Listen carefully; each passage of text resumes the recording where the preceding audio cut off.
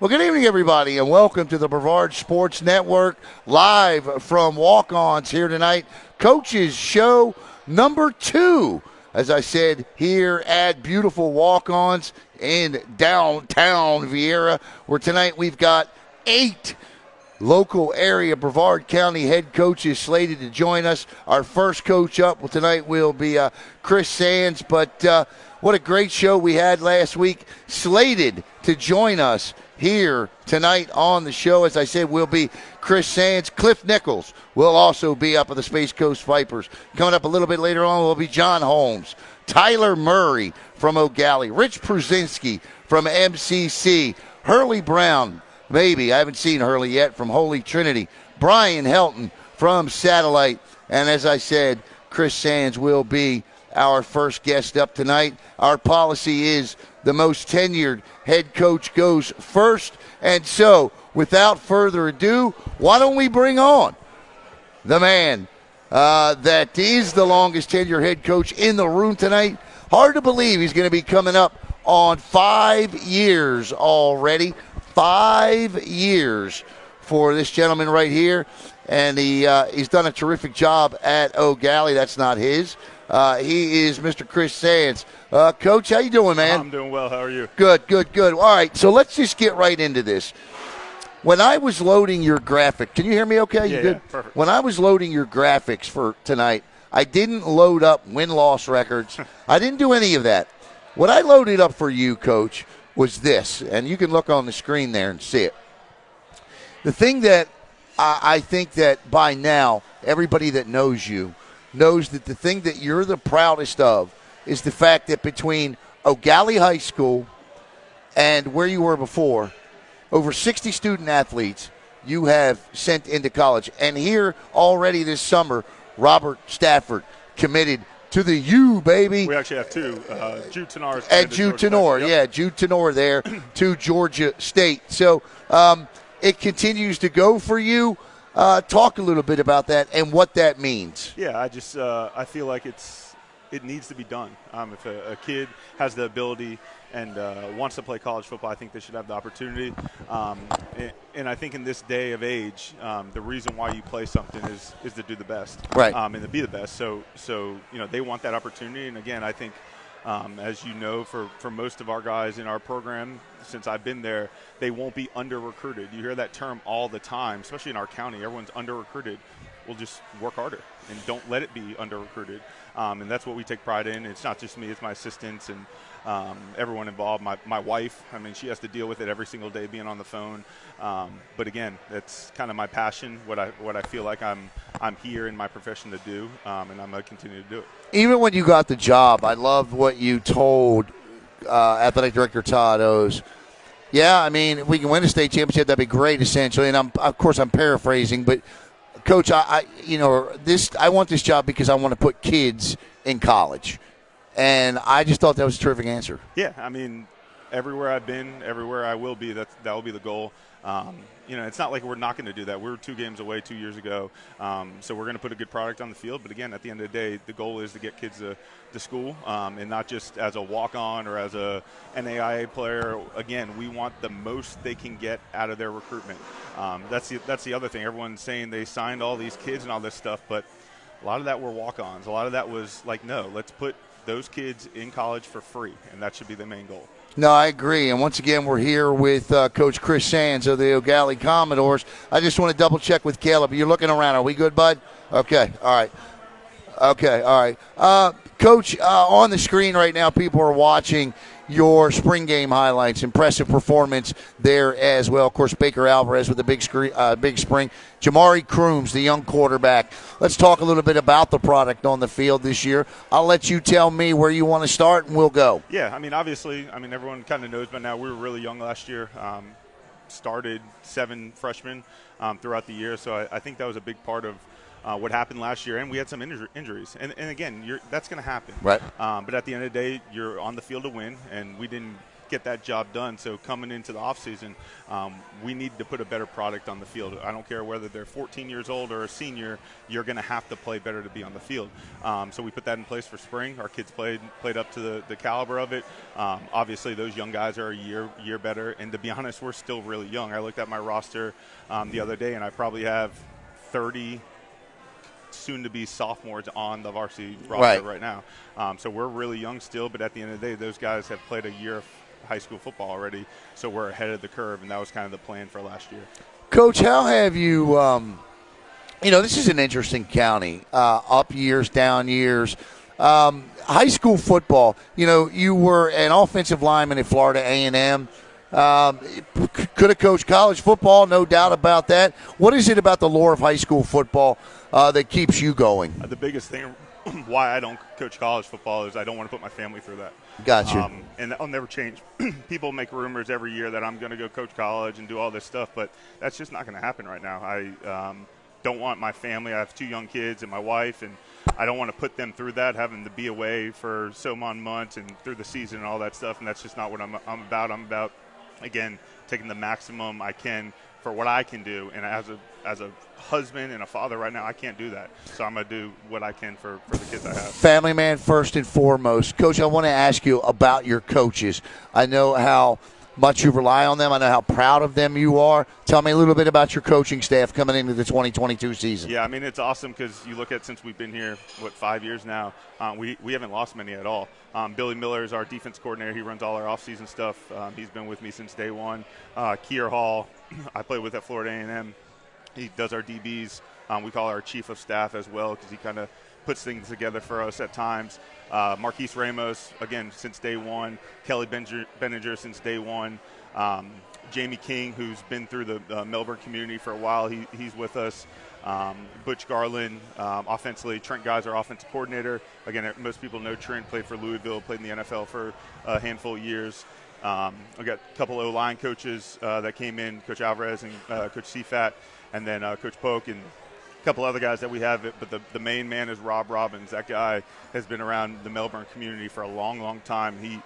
I tell this story all the time. He was gone I think he was on a cruise last year. I think it was the first week. And literally I was running around with my head cut off. He does all our management stuff. He kind of puts things in place on the field. Without that man, our program couldn't do what it does. So, again, he's a huge part of what we do, and Coach Robbins is the best. Yeah, I know often that when we talk. Oh, I'm sorry, Coach Fontroy, our D-line coach. Okay. I have a bunch of guys that. No, you have some great coaches. I mean you really do. I want to ask you about the big classification change this year, and obviously, where you at here? I'm looking for you. There you are. 3A, Class 3. I keep saying A. Yeah. Class 3S, Region 3, District 11. In there was Satellite, Rockledge, Merritt Island, and Bayside. You like this metro suburb thing? What's your opinion on all this? I mean, for me as a competitor, I want to play the best. To be honest, it really doesn't matter. I'm going to go in every week prepared to win. And if we have a chance to win a state title, then so be it. But again, as you know, my goal is not to win a state title. I mean, if it happens, it happens. But my goal is to get kids to school. So whatever it is, whatever district it is, whoever we play, it really doesn't matter to me. I just want to, help these young kids' lives and win some football games in the middle of it. Your graphic, that was one of the only schedule graphics I couldn't find earlier today. So we'll just go over the schedule real quick here. Astronaut, Liberty, Bishop Moore, Satellite, Harmony, Merritt Island, Flagler, Palm Coast, Bayside, Rockledge. And then that final game of the year, that rivalry game, we need to get a name for that game. I mean, it's the only game in Brevard County that doesn't have a name for it, Melbourne and Gallie. Tough schedule. I'm looking at this, looking at your out-of-district games. Talk a little bit about I was asking you before about the product on the field this year. Tell me a little bit about the players you got that you're going to be turning to this year. Yeah, well, I mean, scheduling, there's some games that got dropped, as everyone knows. So, again, we're just trying to play who we can and where it fits in the schedule. And at the end of the day, we play some really good football teams. Our district alone has some great tough teams in them. I mean, Rockledge is obviously one of the best teams in the state. Merritt Island went to the state title last year. Satellite won 10 games last year. So we got some. Melbourne? Yeah, I mean, Melbourne, again, went to the regional final. So we have some good teams on our schedule. Flagler Palm Coast is a sleeper in this state right now. They have a chance to make a really significant run. The guy that's there was the guy at Lake Gibson, Robert Paxia, who turned Lake Gibson into the powerhouse they were before he left because his hometown is Flagler Palm Coast. So again, we tried to put together a tough schedule for our kids, and again, the astronaut game I will play every year. Coach Warden and myself kind of made an agreement when we both got hired that no matter what, we were going to play each other. So again, we're just trying to find the right product to put out there. Obviously, like I said, those young kids, Jamari Crooms at quarterback. We got another quarterback in, Jay Lightson. But again, at the end of the day, every single position is open. I don't care if you're Robert Stafford, who's going to hear that? I like that. to the University of Miami. You got to put it on the field and film. That's why we film every day in practice, and that's why we try to find the best 11 to put on the field. What advice would you have? I mean, you go through this recruiting process a lot, and watching Robert Stafford commit.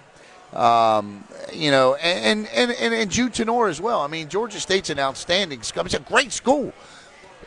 What advice do you have to these student athletes out there that might be watching right now? Because I do hear from other student athletes around the community, they put kids in college over Gallie. I hear that from other kids.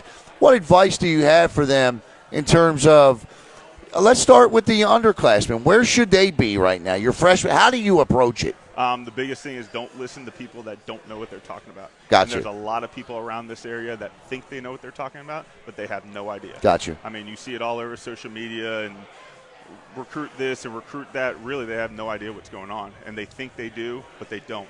So trust and understand who knows what they're talking about and deal with it that way. For the young kids, again, just continue to work hard and put yourself around people and other peers that are going to get you to where you want to be. Again, that's kind of what we take our pride in at O'Gallie. Just having a core group that, understands that, I understand why kids are going to O'Gallie. I understand that. They want to go to college. I'm not naive about that. Right. I'm okay with it. Right. Because, again, that's why I'm here. But at the end of the day, just keep doing the right thing, putting yourself in good situations, and listening to the right people. I like that. I think that's good advice. And I think, knowing some of the student athletes that I know that I know well, that are getting ready to make some big decisions, I love the fact that they have a very tight inner core. Is that a recommendation you would have to keep your inner circle small? Again, I wouldn't even say keep your inner circle small. I would say listen to people that know what they're talking about. Gotcha. I mean, that's the biggest thing because, again, a lot of people will talk and are acting like they know what they're talking about, but they have no idea. And you've actually helped student athletes that have gone to other schools that are elsewhere that, I had a student athlete tell me, Coach Sands helped me when I got to college, which I thought was magnificent, fantastic. And so, I mean, you still talk with a lot of student athletes that might be playing junior college football somewhere that want them to take the next big step. Yeah, I mean, it's a lot more than you think. Oh, I know. I get messages and calls, all the time about it. And I do what I can. Like again, the story, the Willie Gaines story, a kid that kind of felt without nothing. Yeah, he was talking about that, right? That needed something to get his life back on track and to get him out of the streets and get him to be successful. Now he's at Jackson State on full scholarship, and I talked to his coach the other day. He's doing well. I talk to Willie once a week. I still haven't met him. I still have not met him. You have never met him, right? Never met him in person. But at the end of the day, again, a kid reached out. Again, I felt the need in my heart to help him, and we got him where he was. Said that with passion in the interview. I know you saw that, where he said, he said, Al, I never met the man. I've never met him before, which I think is just absolutely phenomenal. Well, Coach, I mean, you're always a great interview, always a quick interview, which is, I know how you like it. What do we need to know? Give me two things heading into 2022 that, as it pertains to the O'Gallie Commodores, we should know. We're going to be better than last year. That's one. Give me one more. We haven't lost many games being there in general. But at the end of the day, our guys are going to come in and compete. They've worked their tails off for the past couple months in the weight room, starting in December. We don't stop lifting. I mean, that's one thing about our school. You know, you see the guys transferring in and all that stuff. The one difference that everyone says is what we do in the offseason in the weight room. That's Coach Miller and Coach Kelly and Coach Jamie that absolutely get the most out of our kids. And at the end of the day, like I said, we're trying to prepare them for the next level, whether it's playing college football or whether it's going in the workforce. We're trying to prepare our guys for that. You know, he does put kids in college for sure, but don't let him fool you. They do some winning on the gridiron as well. Won 23 of his first 31 games. And, oh, by the way, the 3 straight playoff appearances from 2018 until 2020, that was a first in Gallie high school football history. He is the man entering. Does it feel like 5 years already? It feels way longer than that, I promise you that. I got to start shaving my beard because I have gray hairs now, so way longer than that. That's a great answer. We'll be back with another coach coming up here on the second coach.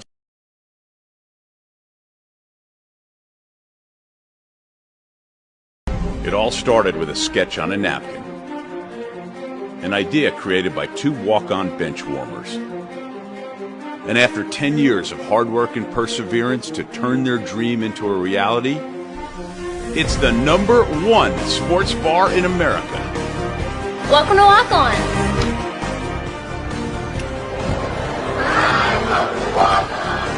Walk-ons, because everyone needs a little playing time.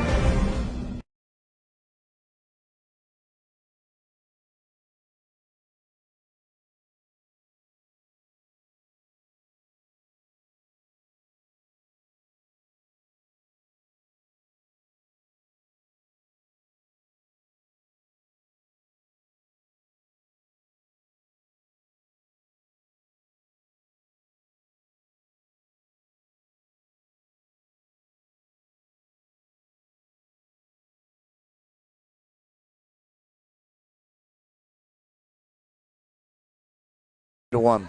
Well, welcome back here to Walk-Ons in beautiful downtown Viera.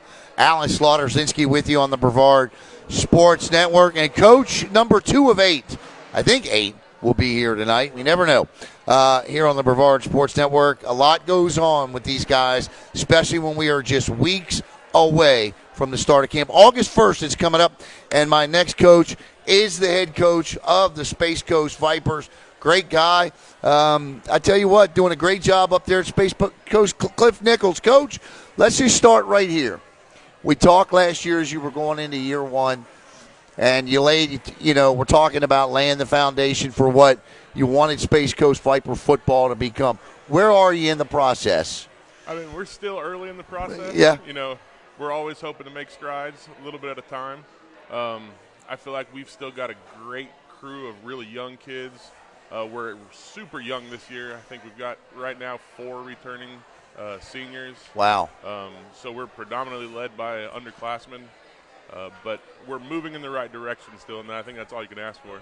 Yeah, no doubt about it. Coach, what did you like about what you were able to do last season? I mean, the things that you were able to instill into the program, what were the Cliff Nichols footprints you laid last year? I feel like the fight. You know, I feel like that's one thing that we've tried to work hard on, and, you know, we've been in some difficult situations, but that being able to fight through difficult situations and not just kind of tuck and tail and rolling over, you know, that's been a big emphasis on what I'm trying to do there and what I'm trying to instill in the kids. And I feel like, especially in our spring game this year, you know, if you'd have looked last year and how the spring game turned out, you know, I think we grew so much from fall to spring, and that's really what we're trying to do, man. You got to realize that no matter where you're at, you're always in it if you can keep fighting. It's never easy. Okay. All right. Okay. Got you. The fight. What is the next Cliff Nichols footprint you want to lay? What is those that are coming back with you this year, the leaders, what is that next step for you? I mean, I think really the next step comes down to belief. Right. I mean, predominantly, you know, historically, we haven't been a very successful program. You know, I feel like maybe in the past, you know, even last year, we went in the games, you know, and there was kind of that, there wasn't that belief that we were going to be able to compete in the game. And I think, this year, I think this team, especially with the spring game, I think we have a whole different belief set that, no matter the odds, no matter who we're going against, we've got the chance, and the kids believe it and the kids are fighting for it. Yeah, no doubt. Coach, I'm asking all the coaches this, and as you look at where you will be playing this year, you're in that 2S Region 3 District 12 Astronaut, Titusville, Palm Bay, and Cocoa. What are your thoughts on this? Not a big fan of the rural metro thing. I think really it came down to a lot of people that don't know what they're doing, making decisions for a lot of people that You're not might get have better opinions. No argument for me. I'm a fan of district play.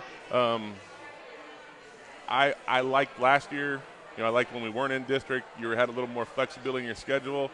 But as a classic Brevard County guy, I think there's something classic about district play. So it's always fun to have district play.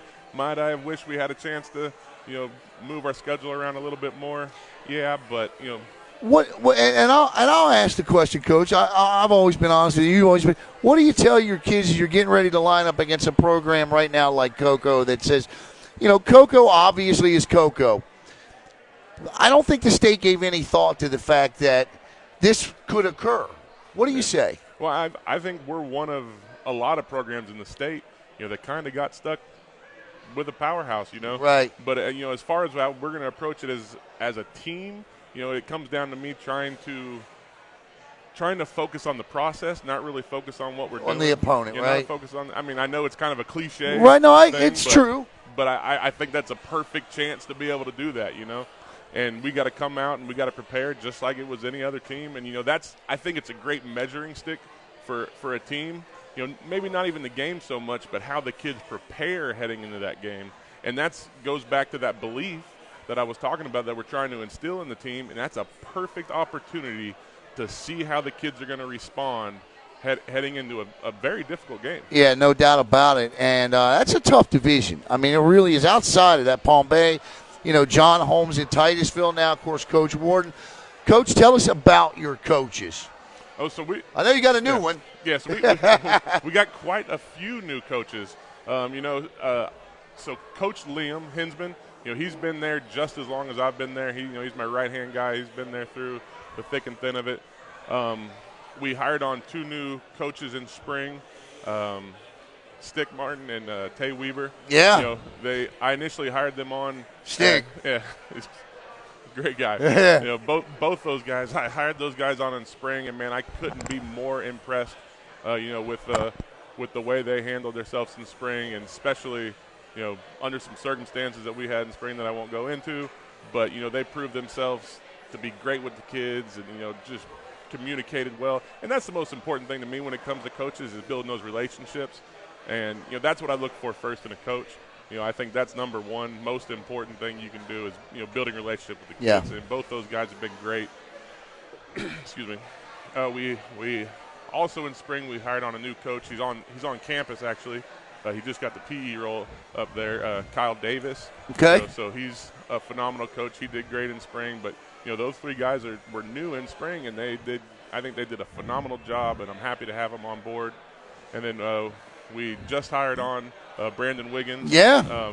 That he's going to be a phenomenal asset to the team. Great coach, great experience. Once again, great with the kids. Yep. And like I said, that's the number one thing in my book. We also got Paul Berger. He's going to be one of our assistant coaches. He was on a little bit with the spring with us.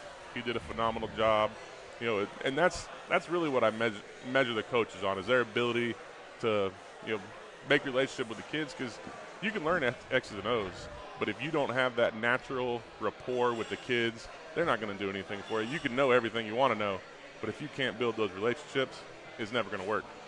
Here with the head coach for the Space Coast Vipers, Mr. Cliff Nichols, and he'll be entering his 2nd season. And Coach, tell us about some of the guys that are going to make an impact for you this year, some of the guys you're going to be counting on. Yeah, so, of course we got those 4 seniors. I think those 4 seniors are going to be phenomenal. Excuse me. we got.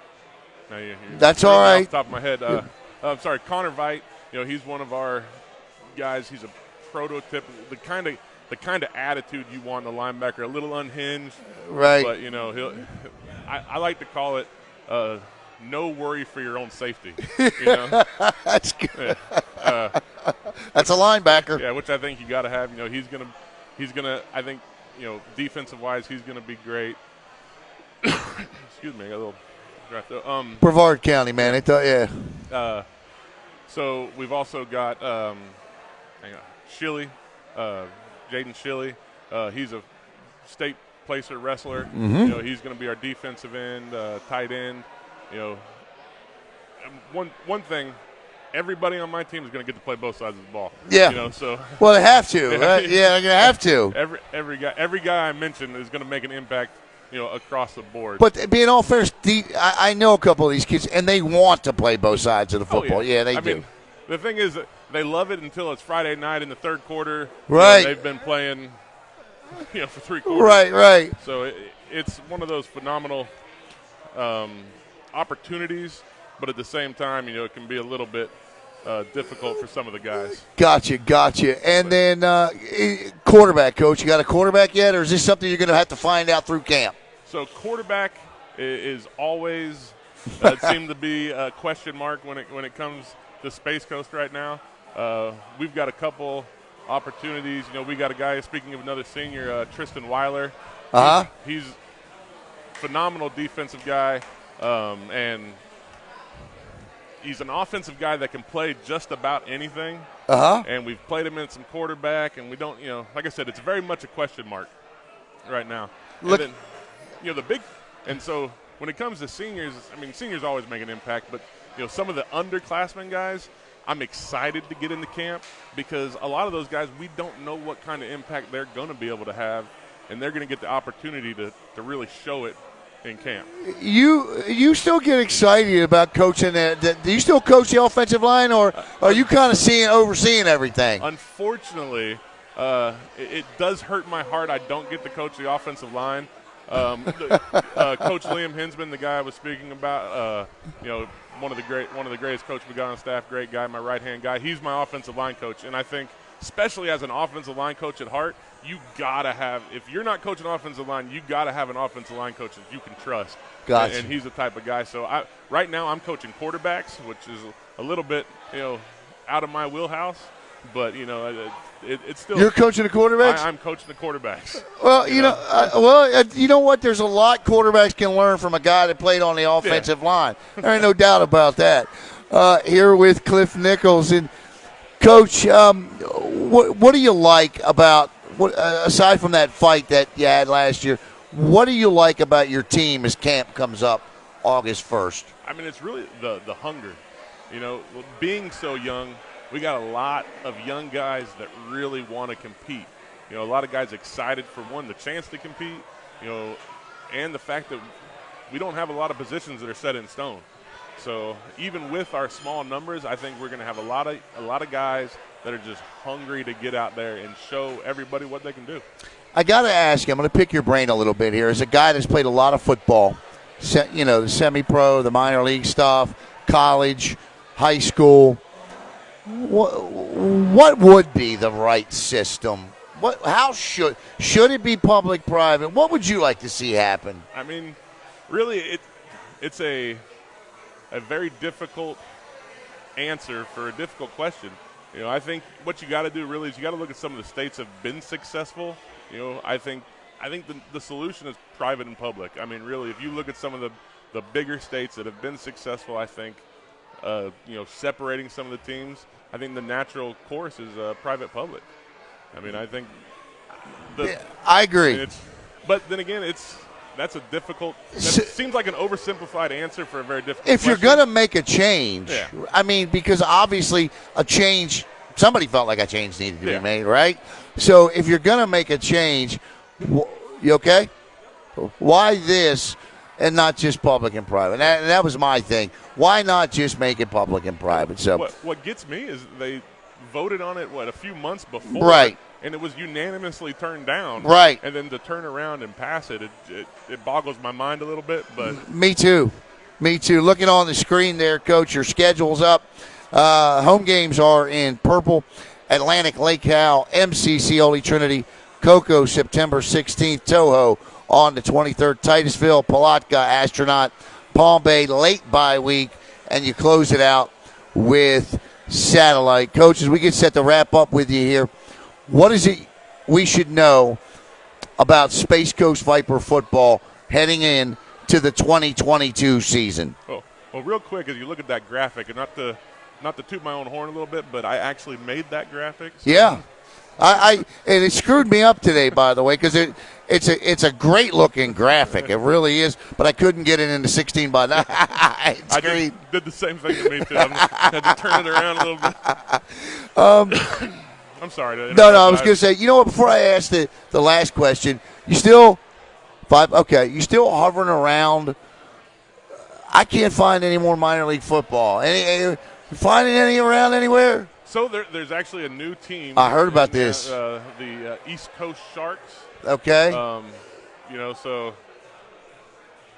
if you ask me, I might be involved. If you ask my wife, I'm not. You're not. Right. Shh, she's sitting right here. Coach, you got a lovely family. And final question for you. Viper football in 2022. What do you want to play? What's the mantra? I think it's just toughness. I think the big thing we preach to the kids is toughness, discipline, and selflessness, TDS. And I think the toughness is first for a reason, because not only is that mental toughness and physical toughness, everybody wants to claim to be physically tough, but mental toughness. Right. And mental toughness is, I think, where we've struggled in the past, and that's the thing that I try to push across to these kids, that bad things are going to happen to you. Negative things are going to happen to you your whole life. People judge you how you respond to that, and that comes down to mental toughness. Got you. Coach Cliff Nichols, I can't thank you enough, man. Always a pleasure. I love talking to you. Hopefully we'll get up there this year with 3 crews and get a game in, but good luck to you this year, Coach. I appreciate it. Who we got next, Caleb? Rich Pruzinsky coming up next here on the 2022 Coaches Show number.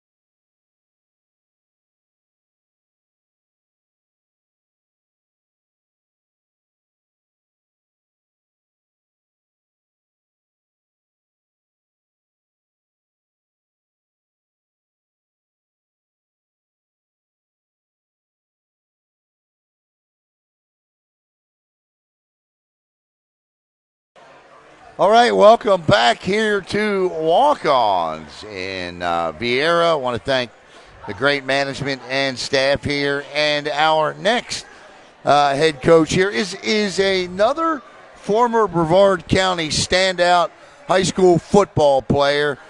He is an alum, one of several alums that are back as the head coach for their school. He is in his first year at MCC. Ladies and gentlemen, please help me welcome Mr. Rich Brzezinski. Rich, good to see you, man. Good to have you here. Let's get right into it. Yes, sir. Why was now the right time for you to go back to MCC? I was at Rockledge for the last 5 years working under Wayne Younger, being able to work with 2 instrumental pieces of Rockledge, the success of Rockledge High School with Miss Terry Kalaga and good old Pat Lusk. And, when the MCC job came open, it was something I prayed about. And, I'll say it. We talked about it in the interview, at the studio. It's really the Lord's timing. It's out of my hands. I'm going to do whatever I'm asked to do. And, again, just do things to the best of my ability with hustler pride and to the hustler standard. Coach, you've gone through the spring. Yes, sir. What have you seen about your football team? We'll get to the team in a minute, because what I like about you is that you're an off-field guy first. In other words, things are going to come together for you off the field first. Yes, sir. As they come together on the field. I want you to talk a little bit about some of the things that you base your faith in terms of off the field that will drive the success on it. Obviously, in this business, we say a lot of things. There's a lot of quotes, right? But quotes don't work unless we do. Right.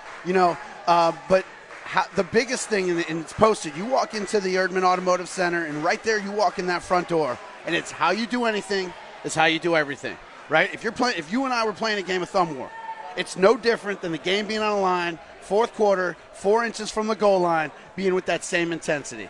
How you do anything is how you do everything. Right? We know at MCC we don't have the numbers as a lot of the other schools. Right. There's 450 kids in the school is where we want to get to collectively, speaking with the president, right? And really just saying, hey, we're going to have to do things a little differently than every other school in Brevard County, right? We also know that it's a tuition-based school, right? So you have the opportunity to come to MCC. You don't realize that you have the ability to get a step-up scholarship. It's not like when I went to school there, right, where my mom and dad, it was full payers, right? If for example, $111,000, if a family of 4 makes less than that, you got $7 to $9 grand to come into you just to get a Catholic education, right? And again, it's education first. It's football second, and more importantly than both of those, as we talk about all the time, it's about the human. If you're in law enforcement, your family's in law enforcement, or you're in military, you have the opportunity to come get the best education in Brevard County. And again, I know this is a football show, but at the end of the day, football is a byproduct of everything we do at MCC. Right. And again, we're going to do things. We have a 14-to-1 ratio in the classroom. 14 students to every one teacher. Brevard County Public Schools doesn't have that. So again, we've got to utilize everything, not just in football, but in everything we do. Our president, Nick Regina, came to me and he says, hey, you're the right guy for the job. We trust your vision. He sees what I do on a daily basis. My athletic director, John Michael Thistle. Great guy. They see how passionate I am. So obviously, I'm passionate about the game of football. I'm passionate about the academic side. Right? I mean, last year alone, I want to say there was almost $10 million in academic scholarships from the graduating class. Wow. There was about 100 kids in the graduating class. I was part of a graduation class of 108. So again, it's not like the bigger schools where there's hundreds and hundreds, where you're just a number, right? We know the total student from top to bottom. We know who they are, how they act. Are they doing the right things? And that's what we preach. Again, you hear another term we're using a lot. Together we swarm. The coaches know it, the players know it, and I'll ask you just like I said in our last interview, right? Can a single bee take down a lion? No. Can a swarm of bees take down the king of the jungle? Sure. And again, we're going to be mighty in numbers, right? We've had 45 kids walk in and out of the Erdman Automotive Center for summer weights. Right? And again, we're getting a lot from the baseball team, right? We already know. You want to talk about, model of consistency, Brevard County sports. Well, we're getting kids from Coach Dooley's program, and obviously I'm a product of Coach Dooley. He coached me in football. So here it is. Now we're getting those type of kids coming in, instantly adding value to our program, right? And again, it's about 70% of students are also athletes at MCC. That's a number I don't think any Brevard County school can come close to. Right. Here with Rich Brzezinski from the MCC Hustlers. Coach, I got to ask you, you have played for, coached with a lot of different but great coaches, from Mike Riazzi to Wayne Younger. Yes, sir. And in between walked on with Steve Spurrier. What have you all these coaches that I've heard you talk about them. What have you taken from them as you bring into your own program? Us as coaches, right, we don't reinvent the wheel. We gather from all the coaches we've been a part of. We gather from those who we worked under. You know, Wayne Younger is one of the best human beings of getting kids to the next level, where they need to be, being honest with them along this process, right? Mike Nall, again, wasn't very successful in the win and loss columns, but one of the best human beings on the face of this earth. Made sure that when he left that program, he was the fourth coach in 4 years, stayed there 3 years, and again, when those kids left, he wanted to make sure they were successful. Hence why 2 of them are on my current staff now from the Bayside program. Right. You know, and again, it's so much bigger than football, Alan. So much of us coaches, of course we want to win, right? But again, when people ask me, well, how do you think you're going to do? When it comes to the end of the season, how will you know you'll have a successful season? I'm not going to know this season. I'll know 20 years from now, are these kids faithful, value-adding citizens of our society, doing things the right way, great fathers, right, that are and truly are not just public success and private failures, but public success and private success. I like that. Right? And again, it's so much about all of us. Because you can hide so much behind closed doors. You just can. Listen, happiness trumps everything. Right. You know, I have so many friends, they make 6 figures, and they're miserable. Right. Right? 85% of our society come home from work on a daily basis, and they're unfulfilled with their day. 8.5 That's no way to live. No. If you're not happy, either figure it out, and make a change, or continue doing what you're doing and be miserable. What was the eye-opening, eye-popping experience for you? Because you were a football player first. You were the leading tackler in this county. You were all-state. You were one of the best football players come through this county. What was the experience for you that opened your eyes to all of this? You mean to being a head coach? Well, to seeing it this way.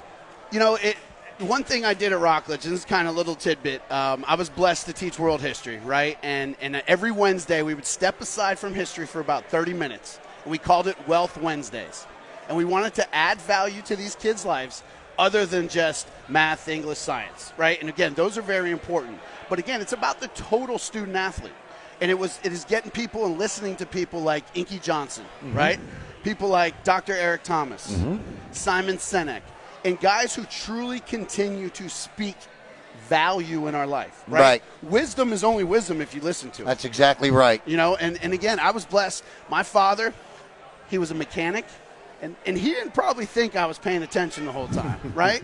and again, today alone, my mom says, hey, can you come over and do something? All right, let me break out the screwdriver. I paid attention as much as I needed to. Right. You know, and again, I just want to make sure no matter what I touch, number one, I leave it better than how I found it. Right. That's a Coach Riazzi phrase. We know that in the weight room, you leave it cleaner than how you found it. Right. And secondly, every room you walk into, are you adding value? Right?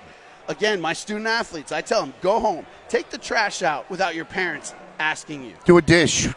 Make your bed in the morning. Make it the first thing you do. Exactly. Right. You know what I mean? Do those little things. You know, and a lot of athletes, a lot of coaching staffs will say, well, there's no such thing as little things. You know, you get what we're saying. Right. Do those things right. Like we had a problem with some of our student athletes in the spring. They didn't want to wear their ID in the hallways. And at the end of the day,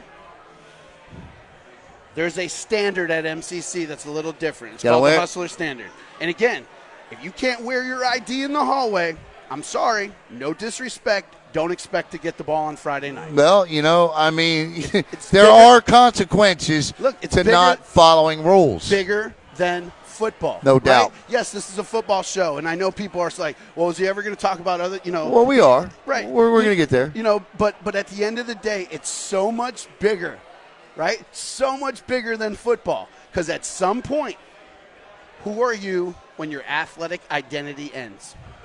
That's a huge question. And again, I've seen sports don't last forever, right? No, sir. No, sir. Even not everybody's going to be a television personality on ESPN or Fox when their athletic careers are over, right? That's it. You know, Coach Riazzi said to me, he said, you know, Pruzinsky, you were a heck of a football player. But you're a little different level when it comes to being a coach. And I'm 16 to 18 hours a day. I lay awake at night, and I'm thinking about the boys. I'm thinking about how much dedication they've had, trusting that process, right? And again, we've had great numbers, and we are young. We are very young. We started only 2 seniors in the spring game on defense. Yeah, I was going to ask you, what do you like about? Let's transfer to on the football field. Yes, sir. I know you're going to be a tough, hard-nosed football team. Yes, sir. I'm sure that these student athletes have not had workouts like they have endured ever in their life, and that's a good thing. Yes, sir. So I will ask you this: what do you like about your football team coming out of spring, through the off season, and into August 1st? You know, obviously we're very young. We don't have a lot of the seniors have chosen for whatever reason maybe not to come out for summer. So again, if you're a senior at Melbourne Central Catholic, I challenge you, come out, be part of this brotherhood, because this is going to be something special. I promise you, if you don't play football your senior year, 5-10 years down the road, you'll regret it. Bingo. You'll regret it. You know, and then the second part is, you know, we've got some leaders. Most of our leaders are juniors and sophomores. Mm-hmm. I said it. Gabe Hadid, one of our best leaders I've ever been around. I said it to him the other day. I said, son, when did you turn 18? He said, Coach, I'm 15 years old. What? So, again, when he's doing things, my warm-up's 20, 25 minutes. Right? I can step away for those 20 and 25 minutes and know he's going to do things to the standard that Coach Brzezinski has always done. And, again, everywhere I've been, I've had this warm-up. But, again, that warm-up is part of the conditioning. That warm-up is something we're going to do. Some head coaches in the past that gave me a little issue with it. But, again, it's part of that process. I watched your interview on Space Coast Daily with Orville, and I love the fact he said to you, Rich, you're a man of one. You're a staff of one. Yes, sir. Where are you with the coaching? You know, we're in a phenomenal place. My first hire is my associate head coach is Rich Hargraves. He works at the lower school at Holy Trinity. Ironically, they're our rival. So he was the first one I brought in. And then, again, I got Patrick McNally, played quarterback for us at Bayside. Brought in Harold Dorgalo, 23 years of West Melbourne football. Again, when you say Holy Trinity and you say Holy Trinity football, we brought in Danny Welch, one of the best student athletes, humans, bar none, to ever go through the halls of Holy Trinity. And, again, did I hire them specifically because they were Holy Trinity ex-student athletes? No. It was because they did things to the same standard as me. Right. You know, and the best part is, again, Rich Hargraves, he sees what it's like at a couple other places. He's been at Melbourne. He's been at Holy Trinity. And here he is doing things the Hustler way, and he never put that uniform on. But understands that standard, right? You know, I brought back some of the old coaches. You know, you have Coach Zingarelli came back. Did you hear that? Coach Z is back. Coach Z is back, you know. He's our quality control quality control coach and our field house manager. Right? Josh Roberts, quality control coach, field manager, right? They have their own unique roles. Yeah. You know, again, I'm going to be calling the defense. Offense is going to be morphed together of the people I just named. You know, we're going to run some different stuff than you saw in the spring, and we're going to be all over the place. Class 1S, Region 2, District 4 with Holy Trinity, Father Lopez, and Halifax this year. The schedule, Coach, is up on the screen now. I'm not going to ask you about specific players because I know you got to get into camp and get all that figured out. What are you most excited about? Just that these kids are a sponge. Yeah. You know, I'm not kidding. You know, I'm a man of quotes. I always have been. Everywhere I go, I've got. We were listening to Mark Moses' show with you. That's a great interview, by the way. Yes, but sir. you're right. You're a man of quotes. You know, but I love them. And it's, again, I'll say it. My favorite one is CTC that you say. That's it. Control the controllables. Right. You know, when my father was sick, I knew the outcome. You know, God rest his soul. But I knew the outcome. So what did I have to do at that moment? I had to stop, made sure everyone who was in our circle was educated about his disease, right? It's a disease called progressive supranuclear palsy, right? It's called the Dudley Moore version of Parkinson's. Wow. You know, and again, I didn't know much about it, but I said, when I said I had to make sure everyone around me, number one, knew what the disease was, right? Had to educate how to deal with him, right? At that time, I was working at Melbourne Central Catholic. I was working with the special needs program, understanding the value of sign language. So, again, if you said to me, if you had to take one language in high school, what would it be? Right now, with everything I've been through in life, I'd say go take sign language. It's universal, right? And, again, our life and our trajectory and where we're going, it's a compilation every day. You know, again, if you come in and you follow the 2 rules our program has, love God and love people. And there's no public schools that can say that out loud, right? You follow those 2, those 4 words, you are going to be successful in life. And you better work hard.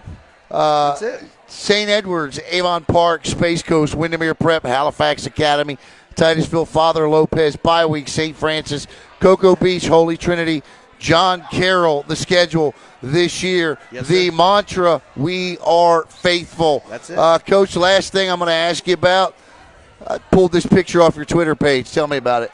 You know, I put that up yesterday. Actually, today I drove out to 2 of those doctors that are on that picture. Dr. Dominguez, number 44, my orthopedic surgeon, and then Brian Ireland, my family physician. You know, again, you go back to family, right? That's family right there. Yeah. There's 26 student athletes in that picture. You look at all those coaches. I speak to a few of them on a usual basis. One says, hey, Coach, I'm coming in town on Friday. I want to see the New Look Hustlers.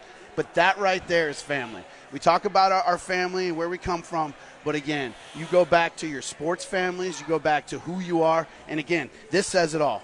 Hustler pride. Hustler pride, doing things to the hustler standard. We are faithful.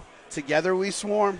I mean, I could go on all day. Coach, I could talk to you all night long, man. I appreciate Rich you. Pruzinsky, let me tell you something. This guy right here, I've loved watching this guy coach everything from third base in softball. Let's go. To up and down the sidelines. Let's go. In football. Coach, congratulations. Thank you so much, sir. God bless you, and good luck this season. We'll see you. Appreciate you. Yes, sir. Rich Brzezinski. Who's next? As always, go Hustlers. MIT. Oh, Merritt Island Christian. Okay. Be back with Coach Matt Handwork here in just a moment.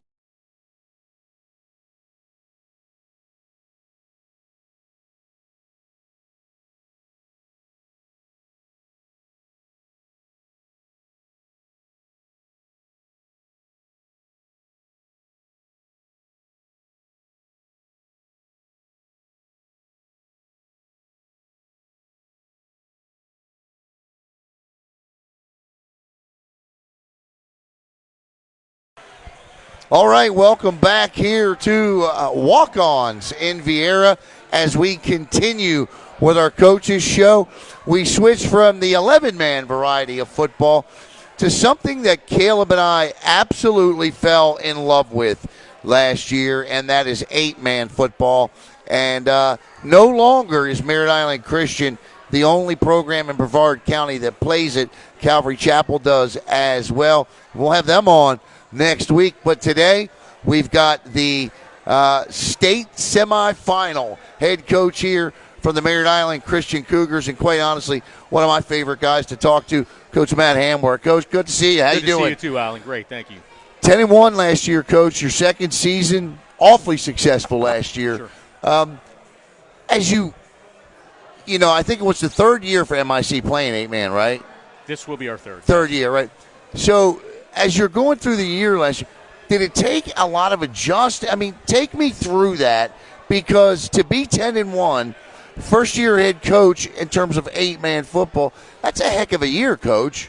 Yeah, interestingly enough, I was one of the guys that I was not happy to hear that 8-man thing when it first came out, which turned out to be a terrific idea. Right. So I was fearful because we know 11-man. That's what we do. Right. And I hadn't coached 8-man in that kind of a situation. We had done some off-season years ago with 8-man. But so it took that first year. I was assistant coach, and Greg Gage was head coach, and he did such a good job just getting us into that mold of 8-man.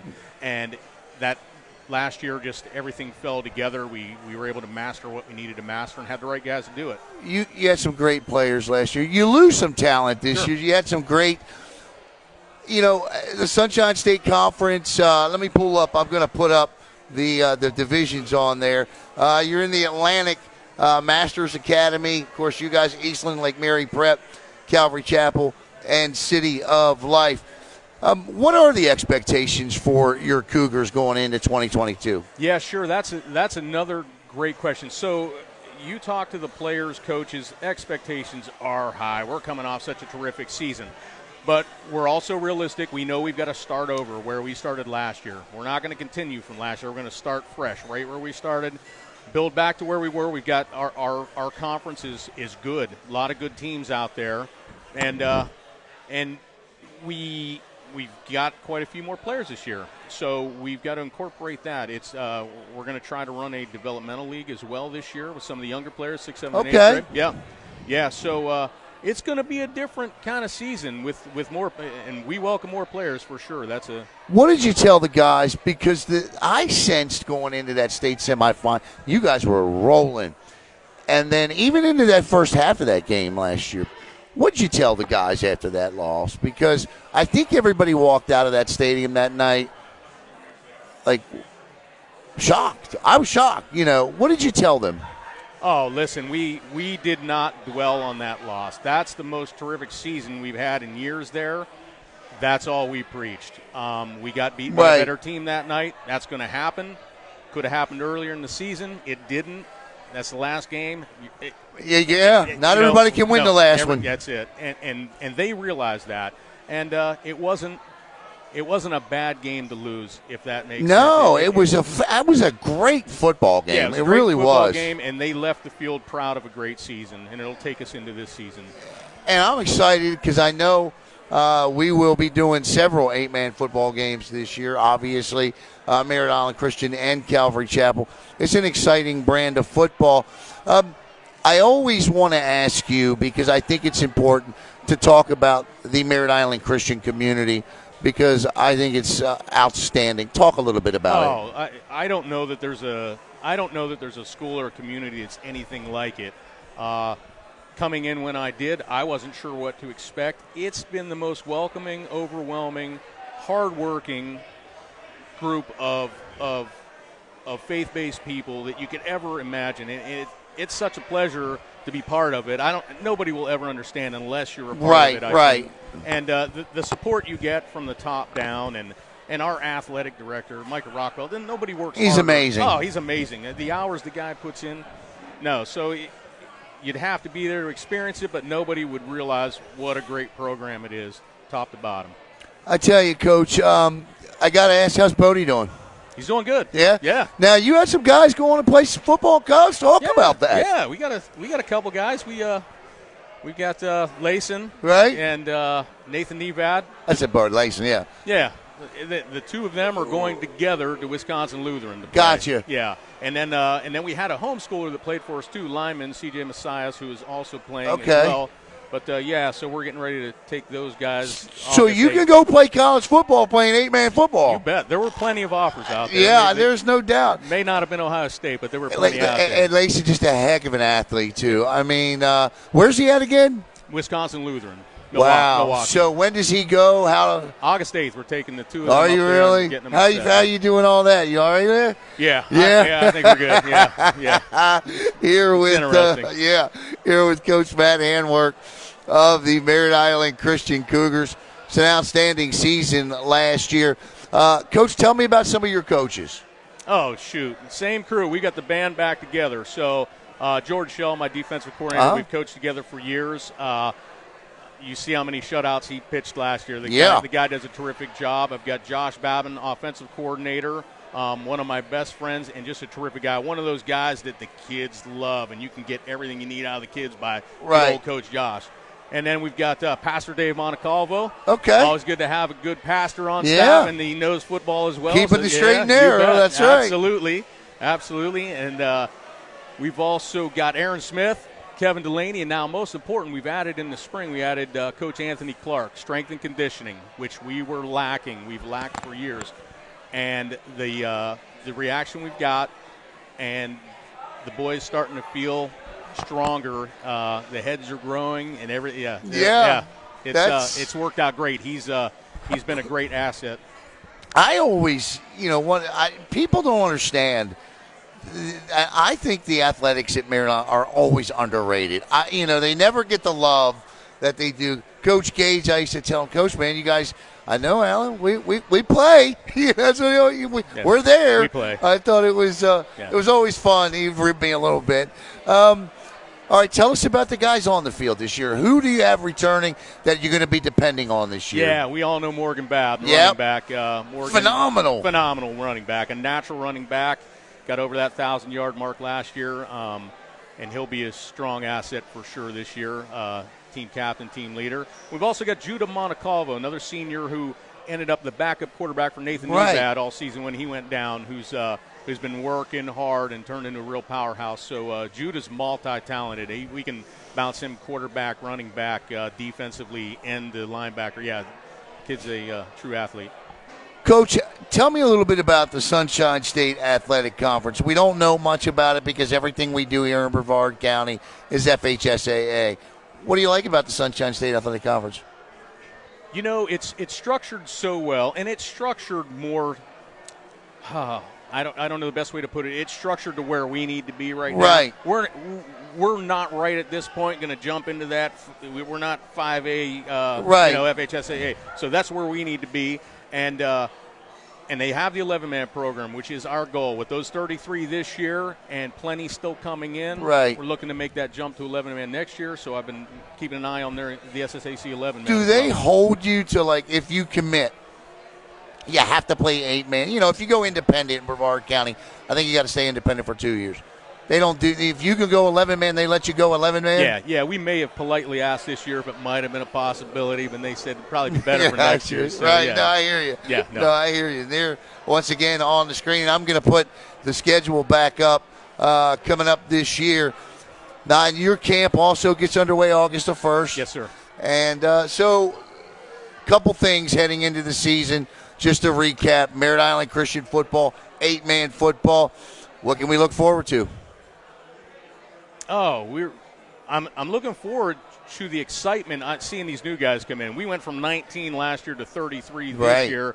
So the excitement in that, and it's not all new kids. It's a lot of the younger kids that were there that saw what was going on. They were there on Friday nights, and now they're here to play football, and that excites me more than anything. Talk about that environment on Friday. It's a lot. I tell you what, it's a great environment on Friday nights. Yeah, I've told you before, I get such a kick out of we've got the portable lights with the generators running, and our small little pep band, and every single staff member and student and parent there's no better atmosphere. Merritt Island Christian's also the only school in Brevard County that's ever bought Brevard Sports Network a banner and hung it. Just saying. Hey, got to do what you got to do around here. Just saying.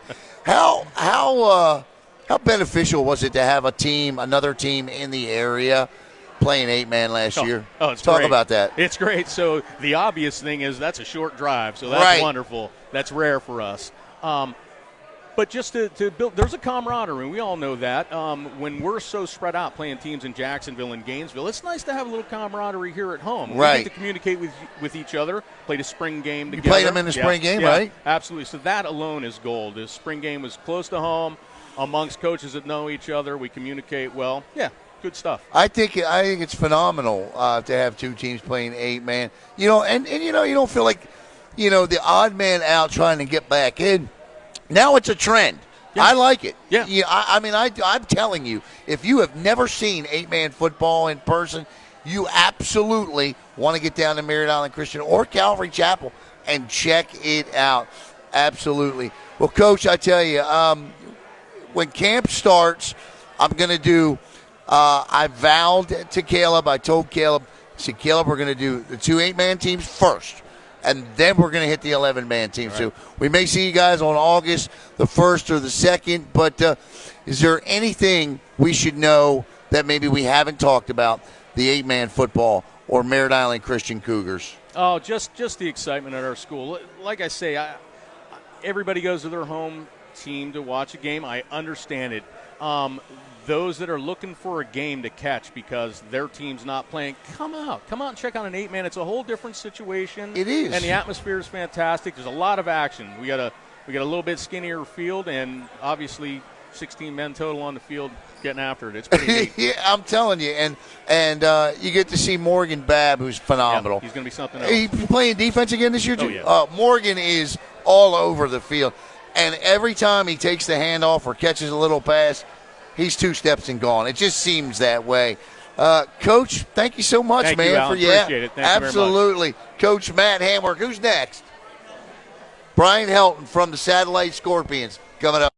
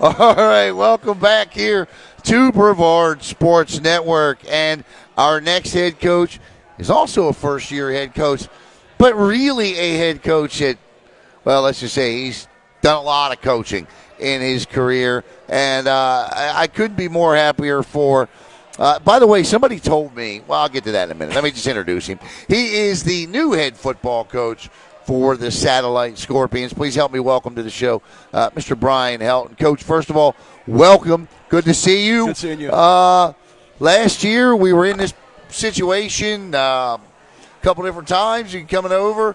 I got to ask you before we get started. Here tonight in this restaurant is you, Tyler Murray, John Holmes, and Hurlie Brown. All of you guys were on the same squad last year, and now you're all head coaches. That's pretty cool, isn't it? It's a tremendous and a phenomenal feeling to just to know that all of us are head coaches. Yeah, you know, and we're getting that opportunity, which is it's words don't explain the feelings. All right, I'm going to ask you the same question I asked Rich Brzezinski right out of the gate, and that question is, why was the Scorps, why was Satellite finally the job for you to say, you know what, this is what I want?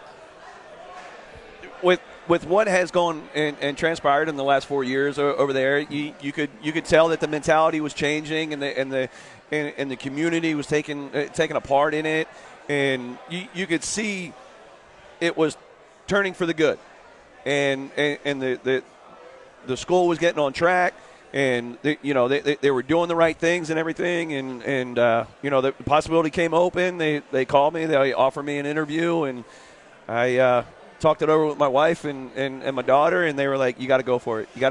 And I went in there, and it was. You've been there before. Yes, sir. Yeah. Yes. So I want to kind of backtrack a little bit with you, Coach, because we had that video link-up interview when you first got hired.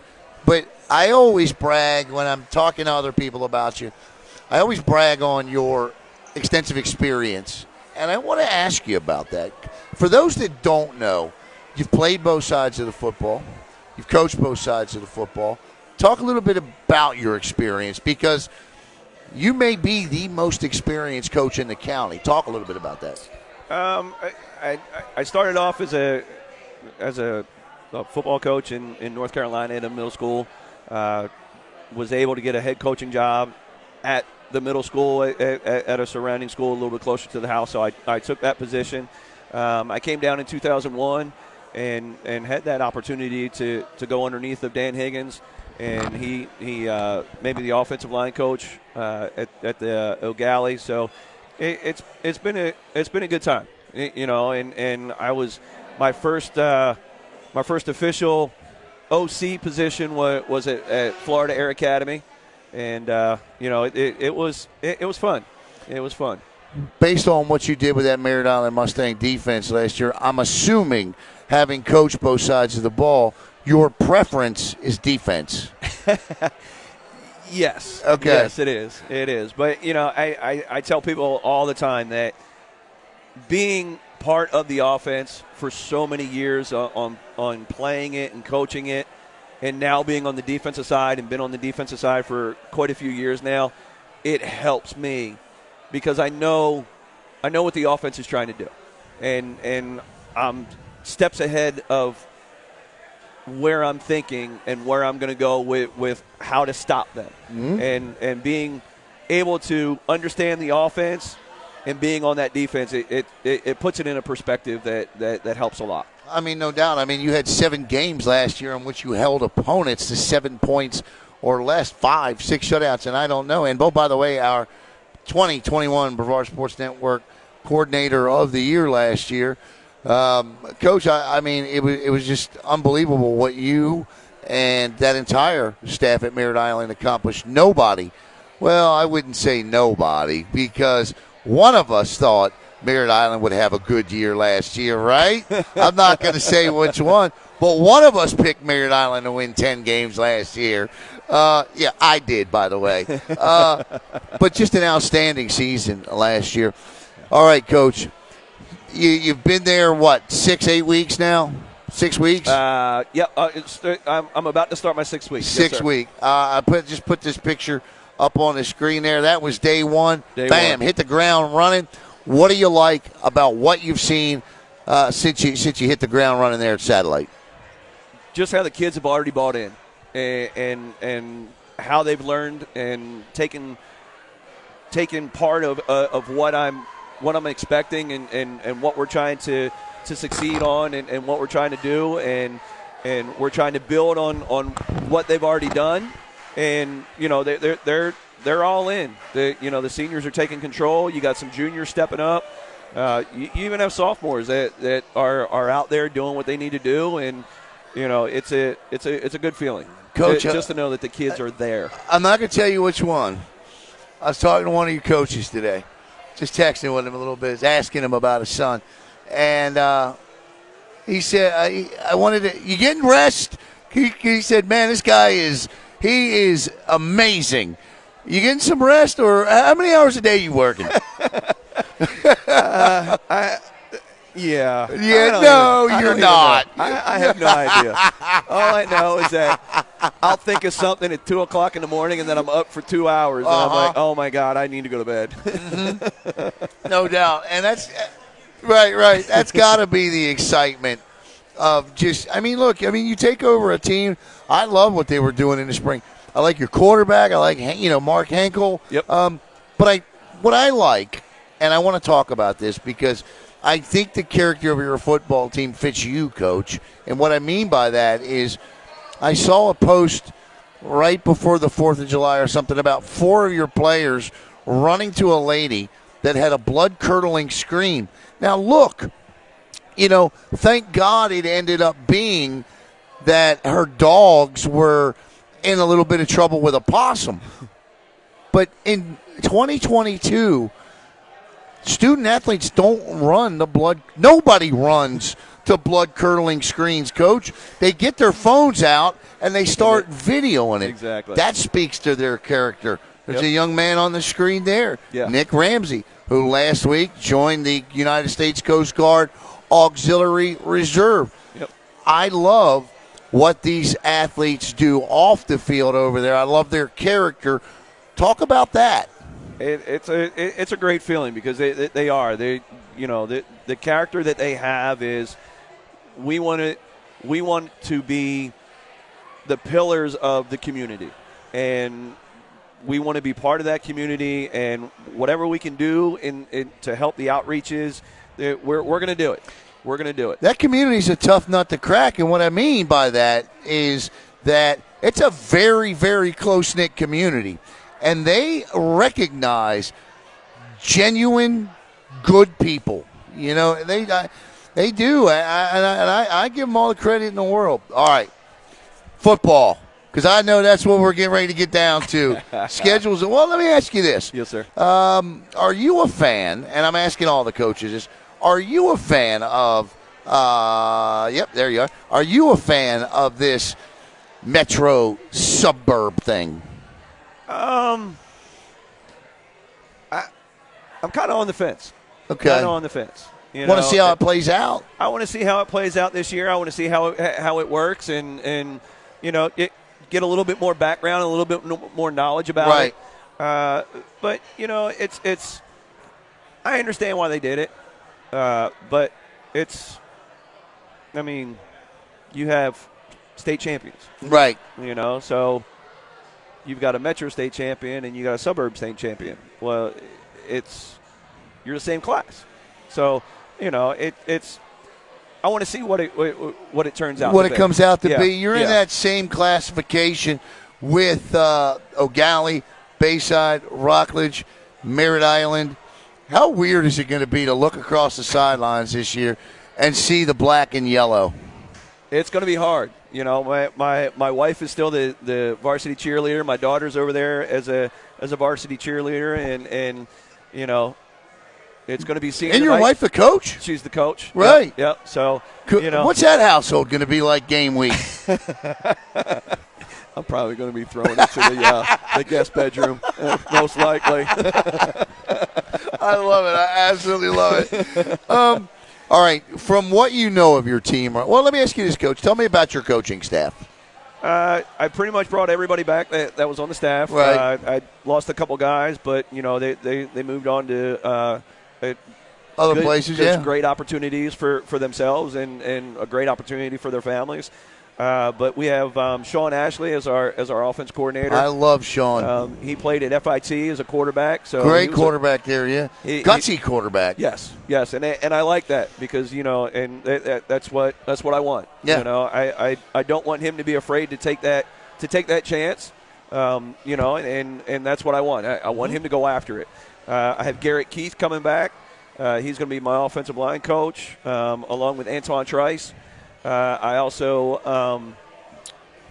promoted him to Garrett Keith to the special teams coordinator. Gotcha. So he'll be able to take control of that.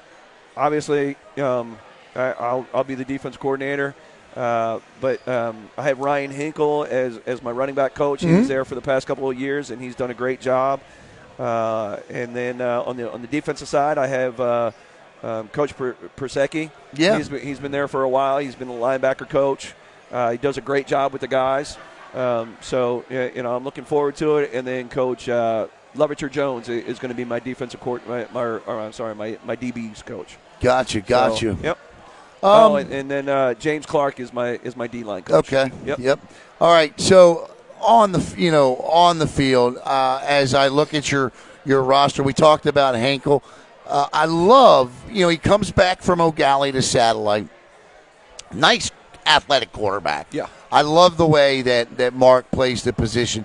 But you've got some guys returning. You've got some hitters on that defense, which I know you like. So is it going to be the 3-3 Helton stack this year? Is that what we can expect to see? Can I talk about it? Huh? Can I talk about that? That's up to you. I'm asking. Yeah. Yes. It'll be the 3-3 stack. We've been working on it, just teaching them the different things, putting it in the playbook for them. We had an opportunity on Tuesday to go against East River. They got a new offensive coordinator, so they came down to Coach Satellite. Piccolo's team? Yes, sir. Yeah. So they came down. They wanted to have like a little 7-on-7 learning drills. Okay. So we were out there for about 2 hours, and it was a great job. It was a great time. Those kids picked up well. For that first time in that competition level, kind of see what's going on. And so you liked it? Yeah. Good. I did. I liked it a lot. I thought the thing I loved about Satellite linebackers last year was, and I know you know this because you guys played them, they played you tough last year. That was a tough football game against Merritt Island last year. I remember we were broadcasting, and I kept thinking, I didn't expect a defensive, but that's what it was. Yes. I mean, you guys Merritt Island broke away a little bit in the second half in that game, but the toughness that those kids have, and I know coming right in that you have to appreciate that. You get Morrow back. You got Morrow? Is he good? Yes, sir. Morrow, White, Gabe White. Yep. And so there are two guys right there that had 70 or more tackles. Morrow with over 100 last year. I guess, as we get set to go to August the 1st, where are you personally in the process? I mean, this could take time for you to lay the Brian Helton footprint out, but where are you in that? I'll say we're probably about 30% in. Okay. Just because of all the learning that they have to do for it, and it's a learning process. They've been in a 4-3 for so long and a 4-2, and it's just completely different. And what is different about a defense like that? A 3-3 stack compared to a 4-3 or a 5-2? What would you say is the difference? It's like an amoeba. Right. You can call one thing, and it's supposed to happen that way, but then when the ball is snapped, it might go completely different. Right. And somebody might come off of their drop, or somebody who's supposed to be blitzing now comes off and panic drops or whatever. So, it all switches around.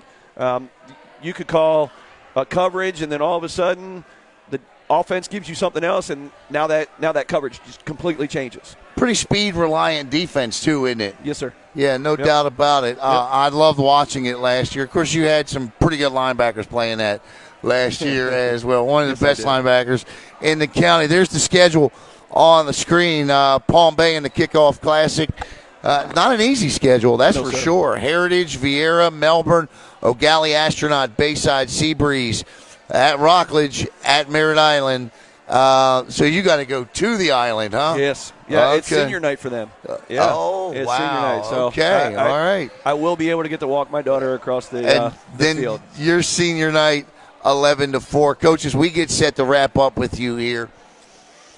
What is the Brian Helton brand of football? Somebody that comes to Satellite, wants to play football, what should they know the Brian Helton brand of football is? Loyalty. I like that. Fast. Reckless abandonment. Okay. And controlled chaos. Control chaos. Right. That's exactly what it would be. And that speaks well to that defense you had last year. Controlled chaos. A lot of fun to watch. Coach, let me just say this from a personal standpoint.